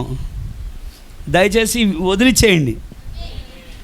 అక్కడ ఆయన రక్తమేమో మనందరికీ ఒకటే. దేవుని నామానికి మహిమ కలుగును గాక. కనుక దయచేసి గమనించండి, ఇది హంతకుని చేసింది సౌల్ని. సౌల్లో వచ్చినది ఏమంటే, అతడేమనుకున్నాడంటే, నేను బెన్యామీను గోత్రం, మేము యూదులం, మేము దేవుని ప్రజలం, మేము ఇశ్రాయేలం, ఈ గిబియోనీలు వాళ్ళు పరాయి వాళ్ళు అని ఈ భేదాభిప్రాయాలు చేయటం వల్ల అతని బిడ్డలను ఉరిది చంపేశారు, సౌలు యొక్క బిడ్డల్ని. కారణం ఏమంటే వీళ్ళు మనవాళ్ళు కాదని పక్షపాతం చూపించారు. ఆ పక్షపాతం చూపించడం వల్ల వాళ్ళు ఏడ్చారు, ప్రభువా మేము ఇశ్రాయేలు ప్రజల మధ్యలోకి వచ్చి వాళ్ళ మందిరంలో కట్టెలు కొడుతున్నాం, వాళ్ళకి నీళ్లు మోస్తున్నాం, మేము ఈ పనులు చేస్తున్నాం. ఒకప్పుడు ఇశ్రాయేలు యొక్క ప్రజలుగా ఉంటే మాకు భద్రతని మేము అనుకున్నాం. మా పెద్దవాళ్ళు అలా వచ్చి ఇశ్రాయేలు ప్రజలతో సంధి చేశారు. అలాగా ఆ సంధి చేయడం వల్ల మీరెక్కల చాటుని మేము క్షేమంగా ఉండేటప్పుడు సౌలు మమ్మల్ని తన వాళ్ళు కారని మమ్మల్ని చంపుతున్నారని వాళ్ళు ఏడవడం ప్రారంభించగానే దేవుడు దాన్ని సహించలేదు. ఎందుకని ఆ వ్యత్యాసం వచ్చింది? వాళ్ళు ఏడుస్తున్నందుకు దేవుడు 3 సంవత్సరాలు దేవుడు కరువునిచ్చాడు. దేవుడు 3 సంవత్సరాలు కరువునివ్వగా ఇప్పుడు దావీదు వచ్చాడు, ప్రభువా 3 సంవత్సరాల నుంచి మేము కరువుతో ఇబ్బంది పడుతున్నాం, ఏంటి మాకు ఒక్క చుక్క నీరు పడతలేదంటే, మీకు ఒక్క చుక్క నీరు రాకపోవడానికి గల కారణం అనేక చుక్కలు వాళ్ళ కళ్ళల్లో నీళ్ళు వస్తున్నాయి. వాళ్ళు ఏడుస్తున్నారు, గిబియోనీలు ఏడుస్తున్నారు. వాళ్ళ జాతికి అన్యాయం జరిగింది. ఎక్కడ? ఇశ్రాయేలు ప్రజల మధ్యలో. దయచేసి సంఘంలో అటువంటి కార్యాలు ఎన్నడూ తేవద్దు. దెయ్యానికి మీరు అవకాశం ఇవ్వద్దు. మీరు దెయ్యానికి బానిసలు కావద్దు. మనా అనేది రానివద్దు. మనమంతా దేవుని బిడ్డలం. ఆమేన్. కాబట్టి దయచేసి గమనించండి, ఇక్కడ వాళ్ళు ఆల్రెడీ కరువును అనుభవించి తర్వాత ఎవరైనా నాతో మనా అంటే ఎక్కడి నుంచి చిరాకు వస్తుంది. ఏమనుకోవద్దు. మనా అన్నారంటే ఆయన నాకు గొంగళ పురుగును చూసినట్టు చూస్తా. మీరు ఇట్లా అన్నానని ఏమనుకోవద్దు. నిజంగా నాకు అలాగే అనిపిస్తుంది. మన దేవుని బిడ్డలు, మన వర్తమానం వాళ్ళు అనండి, ఎక్కడ లేని సంతోషంగా ఉంటుంది. ప్రభు నామానికి మహిమ కలుగును గాక. ఎందుచేతనంటే ఆ తేడా కనుక వస్తే, ఇప్పుడు యేసు ప్రభు మన దగ్గరికి వచ్చేప్పటికి ఏమనాలంటే వీళ్ళు మనోళ్ళు కాదు. అవునా? ఇప్పుడు మనోళ్ళు కాదంటే మనం ఆయన బిడ్డలం కాదు, మనం ఆయన పెళ్లి వధువు కాదు, మనం ఆయన స్నేహితులు కాదు, అసలు ఎందుకు పనికిరాం. ఇప్పుడు ఆయన ఎవరి వైపు చూపాలి? యూదుల వైపే చూపాలి. కాబట్టి ఆయనకి లేనిది మనకి ఎందుకండి? ఎంతమంది ఆమెను అంటారు? ప్రభునామానికి మహిమ కలుగును గాక. ఇక్కడ మనం జ్ఞాపకం చేసుకోవాల్సిన కార్యం ఏమంటే, ఆ కరువు దినాలు ఈ కరువు దినాలు కలిపి 7 సంవత్సరాలు అవుతున్నాయి. ఈ 7 సంవత్సరాల్లో నుంచి ఆఖరికి అంటున్నాడు, జీవము కలిగిన దేవుని చేతిలో పడుట భయంకరమన్న, ప్రభువా నీ చేతిలోనే నేను అప్పగించుకుంటున్నాను అన్నాను. నీ చేతిలో అప్పగించుకుంటున్నాను అనగానే దూతను పంపగానే ఒక్కసారి ఒక్క దూత తన ఖడ్గమ్మలాగా తిప్పగానే 70,000 మంది రాలిపోయారండి. 70,000 మంది రాలిపోతే తన ఇంట్లో వాళ్ళు రాలిపోలే. కానీ లెక్క పెట్టినందుకు గుండెంతా కొట్టుకున్నది. ప్రవ్వా నాయకుడు పనిది, ప్రవ్వా వాళ్ళు గొర్రెలు, వాళ్ళు రాలిపోతున్నారు. వాళ్ళు ఏ పాపము చేయలేదు, పాపం చేసింది నేను. కాబట్టి అదేదన్నా ఉంటే నా మీదకే రాని, నన్ను కొట్టు. వాళ్ళు ఏం చేశారు? నాయకుడిగా నిలబడుతున్నా, వాళ్ళు ఏం చేశారు? ప్రవ్వా వాళ్ళ విడిచిపెట్టండి. ఈ 2 పాపాల్లో నుంచి గమనించండి, దేవుడి మహిమ అంటే ఇదే. ఈ బత్షెబాతో పాపము చేయగా ఇక్కడ నుంచి పుట్టినటువంటి వాడు సొలొమోను. ప్రభునా మనకి మహిమ. దేవుడు తన మందిరాన్ని కట్టించుకోవడానికి దావీదుకు అనేక మంది భార్యలు ఉన్నారు. రాజుల కుమార్తెలు ఉన్నారు. మరి ఎందుకని ఇతర భార్యల బిడ్డలను దేవుడు వాడుకోలేదు? సొలొమోన్ని దేవుడు ఎందుకని వాడుకున్నారు? ఇంకా మీరు గమనించండి, ఈ ప్రజలను లెక్కించడం వల్ల ఈ లెక్కించినటువంటి సమయంలో నుంచి దేవుడు ఒక అవకాశం ఇచ్చారు. వెంటనే దేవుని దూత తెగులాగిపోవడానికి బలి అర్పణ చెల్లించమన్నారు. బలి అర్పణ చెల్లించమనగానే ఈజీ అలా తీసుకోవడం లేదు, వేరొకరు అర్పించిన దాన్ని అలా కోరుకోవడం లేదు. వాళ్ళు వెళ్ళడమే ఆ స్థలంలోనికి వెళ్ళగానే అక్కడ ఉన్నటువంటి ఆ స్థల యజమాని అంటున్నాడు, ఇదిగో ఈ స్థలంలో నుంచి నేను దేవునికి ఒక బలిపీఠం కట్టాలి, ఈ స్థలంలో నుంచి దేవునికి నేను బలులు అర్పించాలి అనగానే అక్కడ ఉన్న వ్యక్తి అడుగుతున్నాడు, అయ్యా నీకు కట్టెలు ఉచితమే, స్థలం ఉచితమే, ఏది కావాలన్నా నేను ఉచితంగా ఇస్తాను, నువ్వు దేవుని ఆరాధన చేయాలని. ప్రతిదానికి నేను లెక్క కడతాను. నా దేవుని యొక్క ఆరాధన చేయడానికి, బలి అర్పణ చేయడానికి ఉచితంగా ఇచ్చిన దానివల్ల నేను ఈ బలి అర్పణ చేయను. ఎటువంటి హృదయమో చూడండి, ఎటువంటి హృదయమో. ఇప్పుడు అక్కడ ఏదైతే చెల్లించడం జరిగినదో, ఇక్కడ పాపం వల్ల, ఈ లెక్కించడం వల్ల ఇక్కడ బలి అర్పణ చేసేటప్పుడు స్థలం ఇక్కడ కొనుగోలు చేయడం జరిగింది. ఈ రెండు చూడండి, ఇక్కడ పాపం జరిగినది, కానీ కృప ఆ పాపంలో నుంచి వచ్చిన బిడ్డని మందిరం కట్టడానికి దేవుడు వాడుకుంటున్నాడు. ఇక్కడ లెక్కించటం వల్ల 3 విధాలైనటువంటి తీర్పులు తెగులు ఆగిపోవడానికి ఇక్కడ ఏ స్థలమైతే కొనుగోలు చేయడం జరిగిందో అదే స్థలంలో దేవుడు మందిరం కట్టడం జరిగింది. మందిర స్థలము అదే, కట్టినది సొలొమోను. వాళ్ళిద్దరినీ చూడగా పాపము ఎక్కడ ఎంతగా విస్తరించును, కృప అక్కడ అంత అపరిమితముగా విస్తరించెను. ఆమె మనలో నుంచి ఎంత విస్తరిస్తున్నదో ఈ వాక్యం ముగించి ఆఖరి మాటలో దయచేసి గమనించండి. ఇక్కడున్న వాళ్ళలో ఎవరైనా నాకు చాలా శ్రమలుగా ఉన్నాయి పాస్టర్ గారు, అసలు నాకు వచ్చే కష్టాలు ఎంతంతగా లేవని మీరు ఎవరన్నంటే మీరు తెలియక మాట్లాడుతున్నారని నేను అంటాను. కారణం ఏమంటే 1 కొరింథీయులకు రాసిన పత్రిక, దయచేసి ఎప్పుడు అట్లా అనద్దు, కొరింథీయులు వాక్యం చివరికి వచ్చేసామండి. వాక్యాన్ని ముగిద్దాం, టైం అయిపోయింది. నేను గంటే అనుకున్నాను, అంటే మళ్ళీ దూరం వెళ్ళవలసిన వారు ఉన్నారని గంట దాటింది. కొరింథీయులకు రాసిన 1 పత్రిక 10వ అధ్యాయము 13వ వచనమండి. సాధారణముగా మనుషులకు కలుగున శోధన తప్ప మరి ఏదియూ మీకు సంభవింపలేదు. దేవుడు నమ్మదగినవాడు, మీరు సహింపగలిగినంతకంటే ఎక్కువగా ఆయన మిమ్మును శోధింపబడనీయడు. అంతేకాదు సహించుటకును ఆయన శోధనలో కూడా తప్పించుకునే మార్గమును ఆయన కలుగజేయును. ఒకవేళ మీలో నుంచి ప్రభువా నేను చాలా బాధలో ఉన్నానంటే, నువ్వు బాధ తట్టుకోగలిగినంతే నీకు బాధ ఇచ్చానంట. మరి ఇది నేను తట్టుకోలేనట్టుగా ఉన్నదంటే నీకోసం మార్గం కూడా ఏర్పాటు చేశానండి. ఇది మీరు సులువుగా మీరు గమనించండి. ఇదివరకు ఎక్కువగా పిల్లలకి ఏమొచ్చేదంటే పోలియో వచ్చేది. ఎక్కడ చూసినా కూడా అవిటి కాళ్ళతోనూ అవిటి చేతులతోనూ వాళ్ళు ఉండేవాళ్ళు. దానికి గల కారణం ఏంటంటే ఇదివరకు వ్యాక్సిన్ లేదు. వ్యాక్సిన్ లేకపోవడం వల్ల అంటే పోలియోని తప్పించుకునే మార్గం లేదు. ఏ పిల్లలు ఎలాగైపోతారో తెలియదు. కడుపులో పుట్టగానే కొంతమంది కాళ్ళు చేతులు బలహీనంగా పడతారు, కొంతమంది పుట్టిన తర్వాత. ఎందుకంటే మా బంధువుల్లో కూడా ఒకళ్ళు అలా ఉన్నారు. పుట్టిన తర్వాత కొద్ది రోజుల తర్వాత మనిషి ముఖమంతా చాలా చక్కగా ఉంటుంది, కానీ కాళ్ళ దగ్గరికి వచ్చేప్పటికి ఒక ఏజ్ వరకు తెలియలే, ఒక వయసు వచ్చేప్పటికి ఆ 2 కాళ్ళలో నుంచి అవిటి కాళ్ళు అయిపోయినాయి. అవిటి కాళ్ళలాగా అయిపోయి ఆ కాళ్ళు సరిగా నిలబడలేవు. మరి ఇప్పుడు ఈ రోజున మన పిల్లలు ధైర్యంగా ఉండడానికి గల కారణం ఏంటంటే తప్పించుకునేటువంటి మార్గం, దానికి ఒక వ్యాక్సిన్. ఇప్పుడు పోలియో వ్యాక్సిన్ వేసేది ఎందుకు? మరి అదేవిధంగా లూయి పాస్చర్ అతడు కూడా చేసినది ఏమంటే ర్యాబిస్. ఇది ఒక రకమైన దేనికి వచ్చేదంటే కుందేళ్ళకు వచ్చేదంట.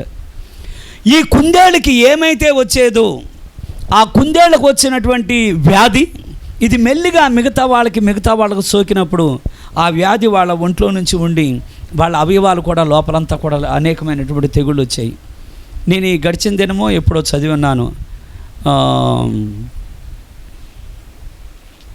బోనాపార్టీ ఆయన మహా గొప్ప వీరుడు. అలాంటి వీరుని కుందేళ్ళు తరిమినాయి అంట.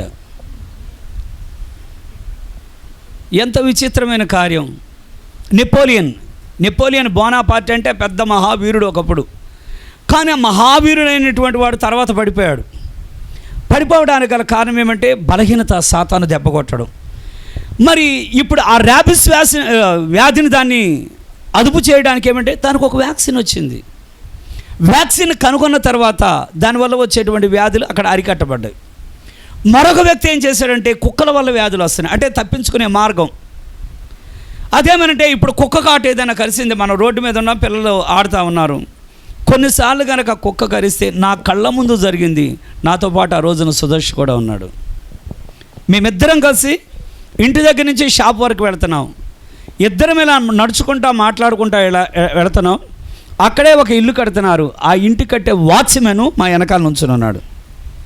ఆ వాచ్మెన్ మా వెనకాల వస్తున్నాడు. వచ్చే సమయంలో నుంచి ఇలా మేము అనుకుంటున్నాం, ఇలాగ షాప్లోకి ఇలాగ అడుగు పెట్టాము. వెంటనే వెనకాల వచ్చేటువంటి ఆ పిచ్చి కుక్క మా వెనకాల ఉన్న వ్యక్తిని అతను కాలు పట్టుకుంది. ఆ కాలు పట్టుకోగానే దాన్ని అతను కాలు పెట్టి అటు ఇటు జాడిచ్చాడు. జాడిచ్చేపటికి వదలటం లేదు, అది కరెక్ట్గా కాలు పట్టుకుని ఏలాడుతుంది. ఆ ఏలాడే కుక్కను దాన్ని అలా పడేసి ఆ పక్కనే పాతదేదో మట్టలాగా ఉన్నది, అది తీసుకొని కుక్కను అక్కడే చంపేశాడు. అంటే అంత మూర్ఖపు వ్యక్తి. దాన్ని కాలుకి ఉన్న దాన్ని విదిలిచ్చేయడమే కాక నేను అనుకున్నా చాలా మూర్ఖుల్లాగా ఉన్నాడు అనుకున్నా. కానీ కొద్ది రోజులైన తర్వాత చచ్చిపోయాడు.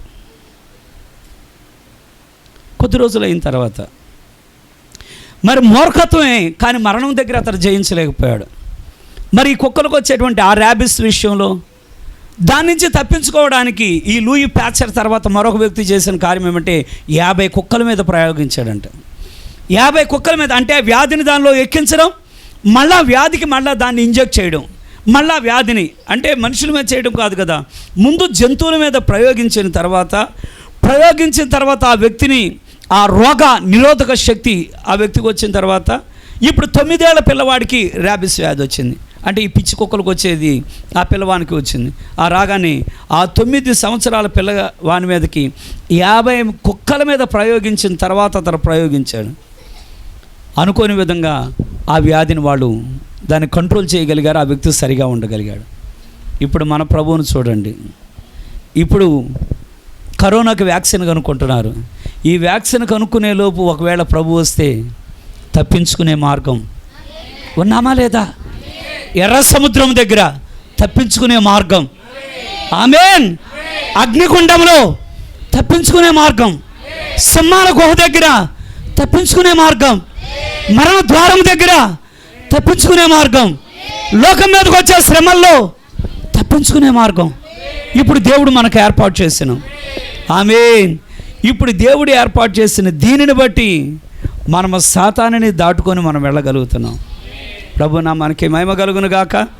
మరి ఎంతమంది దేవుడిచ్చినటువంటి ఈ వ్యాక్సిన్, ఏ వ్యాక్సిన్ ఇది? కుక్క వ్యాధికి కాదు, కుందేళ్ళ వ్యాధికి కాదు, పోలియోకి కాదు, దానికంటే మించినది. ఇది పరిశుద్ధాత్మ.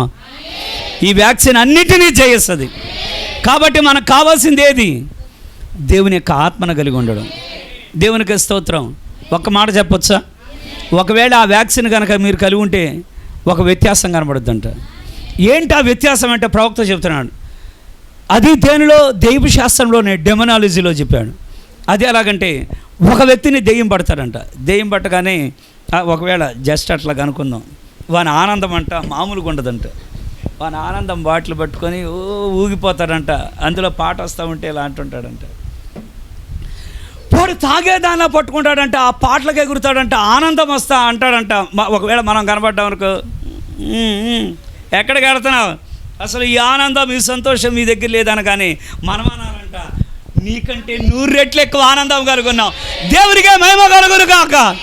రాబోయే ఉగ్రతలో నువ్వన్నా నశించిపోతావు, కానీ నీకంటే 100 రెట్ల ఆనందం నేను కలుగున్నా. దేనికంటే నాకు శోధనలో కూడా తప్పించుకునే మార్గం దేవుడు నాకు ఇచ్చాడు, కానీ నీకు శోధనలో తప్పించుకునే మార్గం లేదు. దేనికంటే ఈ మత్తు ఎప్పుడైతే దిగిందో ఈ బాటిల్ బారేస్తావు, నువ్వు తాగేసిన సిగరెట్లు పేకలు బారేస్తావు, తలకాయ నొప్పి రాగానే ఐస్ గడ్డలను ఎత్తిన పెట్టుకుంటావు. అవునా కాదా? ఎందుకు? మబ్బు పోవాలి కదా. అవునా కాదా? ఇప్పుడు మనకు దేవుడు తప్పించుకునే మార్గం ఇచ్చినా లేదా? దేవుని నామానికే మహిమ కలుగును గాక. ఇప్పుడు సాతాను మెరుపు వలె పడుట ప్రభువు చూడడమే కాదు, వాని మీద అధిక శక్తిని దేవుడు మనకిచ్చాడు. లోకంలో ఉన్నవానికంటే మనలో ఉన్నవాడు శక్తిమంతుడు. అందరం లేచి దేవునికి స్తుతులు చెల్లిద్దాం.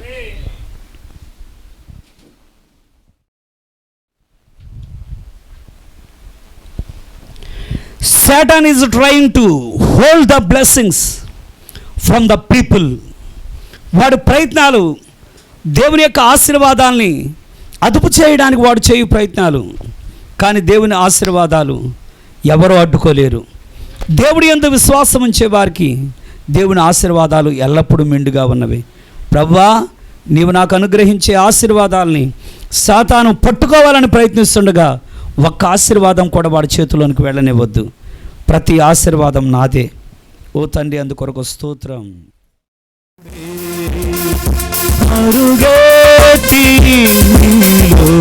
దాగుందును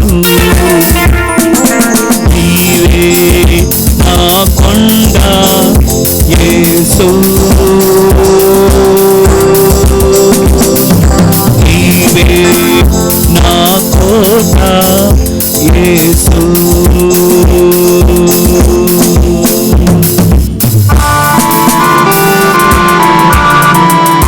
హల్లెలూయా, స్తోత్రం.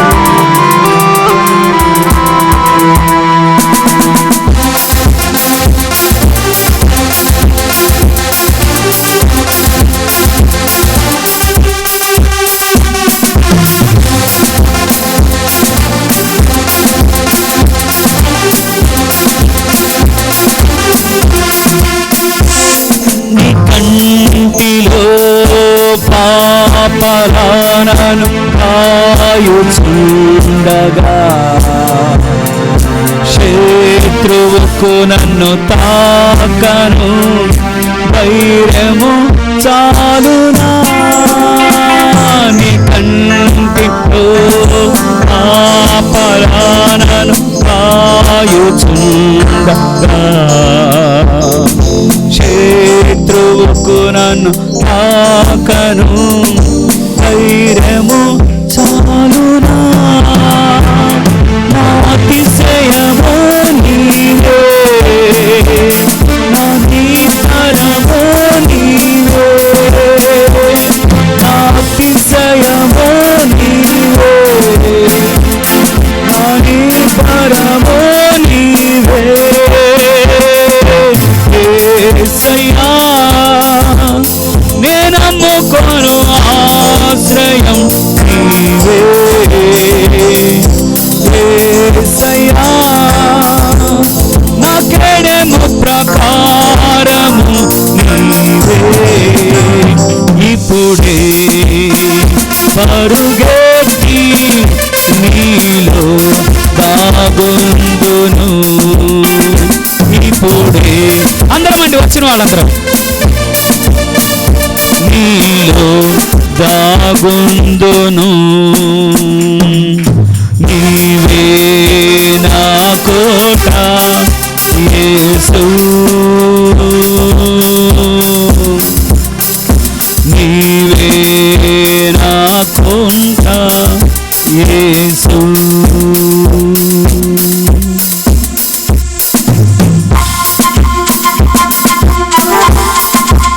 తండ్రి దేవా, స్తోత్రం. ఓ తండ్రి, సాతాను యొక్క కార్యములు లయపరచడానికి నువ్వు వచ్చి ఉన్నావు.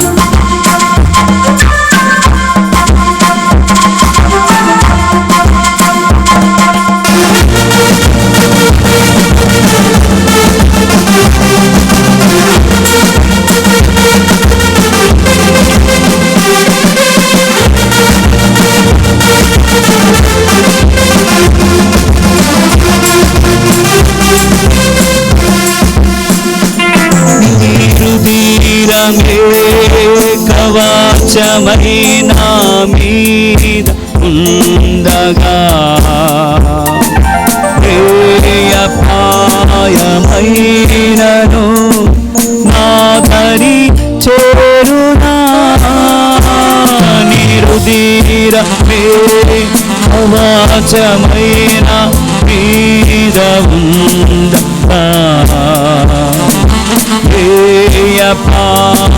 పాయమైనను నాదరి చేరునా నా రక్షకుడా నీవే నా కాపరి నీవే నా రక్షకుడా నీవే నా కాపరి నీవే యేసయ్యా నేనమ్ముకోను ఆశ్రయం నీవే యేసయ్యా నా కేడము ప్రకారము నీవే ఇప్పుడే పరిగెత్తి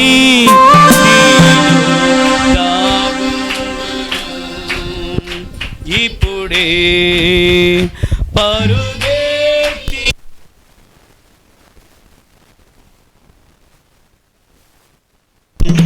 నీవే నా కొండా యేసు నీవే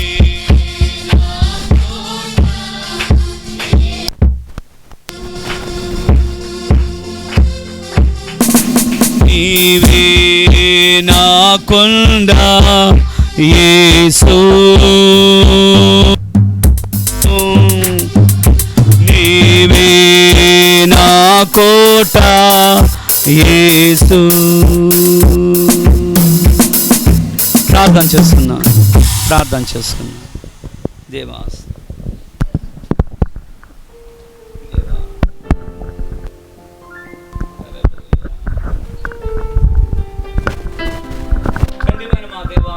పరిశుద్ధుడా నాయన మీ ఘనమైన నామానికి వందనాలు స్తోత్రములు చెల్లిస్తున్నాం. సాతాను యొక్క శక్తి ఎంతమంది ఆ శక్తి కింద వాడి ప్రేరేపణ కింద వారు ఎంతగా నలిగిపోయారో ఎంతగా ప్రేరేపించబడిన వారుగా మా తండ్రి వారి వల్ల అనేకుల మీదకి ఉగ్రత వచ్చి ఉన్నదో మా తండ్రి నాయన మీ వాక్యమును మేము విని ఉన్నాం. ఆ విధంగానే వాడు ఎలా శక్తిహీనుడై ఉన్నాడో వాడిని శక్తిహీనుడు చేయడానికి ప్రభువా మీరు ప్రత్యక్షమై ఉన్నారు. పరలోకమును విడిచిపెట్టి తండ్రి స్వయంగా దిగి వచ్చిన వాడవు నీవే. సాతాను మెరుపు వలె పడుట వాడు మేఘముగా పడుట మా తండ్రి నేను చూస్తున్నానన్నారు. అదే విధముగా సాతాను మా తండ్రి మిఖాయేలు చేత దేవుని సైన్యం చేత పడగొట్టబడుట చూస్తున్నాం. ప్రకటన 12లో చూడగలుగుతున్నాము. అదే శత్రువైన సాతానుని మరలా ప్రకటనలోని ఆకాశం నుంచి నక్షత్రం రాలుట అక్కడ కూడా మేము చూడగలుగుతున్నాం. ఓ దేవా స్తోత్రములయ్యా. మరలా అదే సాతానుని బంధించడం కూడా మేము చూస్తున్నాం. దేవానికి వందనాలయ్యా. ఓ తండ్రి ఆదిలేని దేవుడవు అంతము లేని వాడవు నీవే. నిరంతరం నీవై ఉన్నావు. నిరంతరం ఉండే దేవుణ్ణి మేము కలిగి ఉన్నందుకు స్తోత్రములు. ఓ పరిశుద్ధాత్ముడా మీ ఘనమైన నామానికి వందనాలు. మా తండ్రి సమయంలో ఎంతమంది అయితే వాక్యమును విని ఉన్నారు ఒక లోకానుసారి ఆనందించిన దానికంటే మా తండ్రి విమోచించబడిన జనాంగముగా దేవుని కలిగిన జనాంగముగా ఓ తండ్రి నూరంతలుగా నాయన కేవలం 10 రెట్లే కాదు నూరంతలుగా మేము ఆనందించినట్లు అట్టి ఆనందమును సంతోషమును తండ్రి ప్రతి ఒక్క బిడ్డలో అనుగ్రహించండి. మా తండ్రి ప్రతి కుటుంబాన్ని అప్పగిస్తున్నాం. మా తండ్రి కుటుంబంలో ఉన్న పెద్దవారినే గాని మా తండ్రి సంఘములో ఉన్నటువంటి ప్రాముఖ్యమైన వారినే గాని మా ప్రభా శత్రువు ఎక్కడ ప్రేరేపించడానికి ప్రయత్నం చేస్తున్నా వాడి ఆలోచనలన్నీ కూడా వ్యర్థపరచండి. ఓ తండ్రి వారి ఆలోచనలన్నీ వ్యర్థపరిచి మీ ఆలోచన ద్వారా మా తండ్రి నాయన మీ నామానికి మహిమ తెచ్చుకోండి. మా తండ్రి ఘనత మహిమ ప్రభావాలు మీకు చెల్లిస్తూ ఈ మనవల యావత్తు యేసుక్రీస్తు పరిశుద్ధ నామమున తండ్రి ప్రార్థించి వేడుకొనుచున్నాము.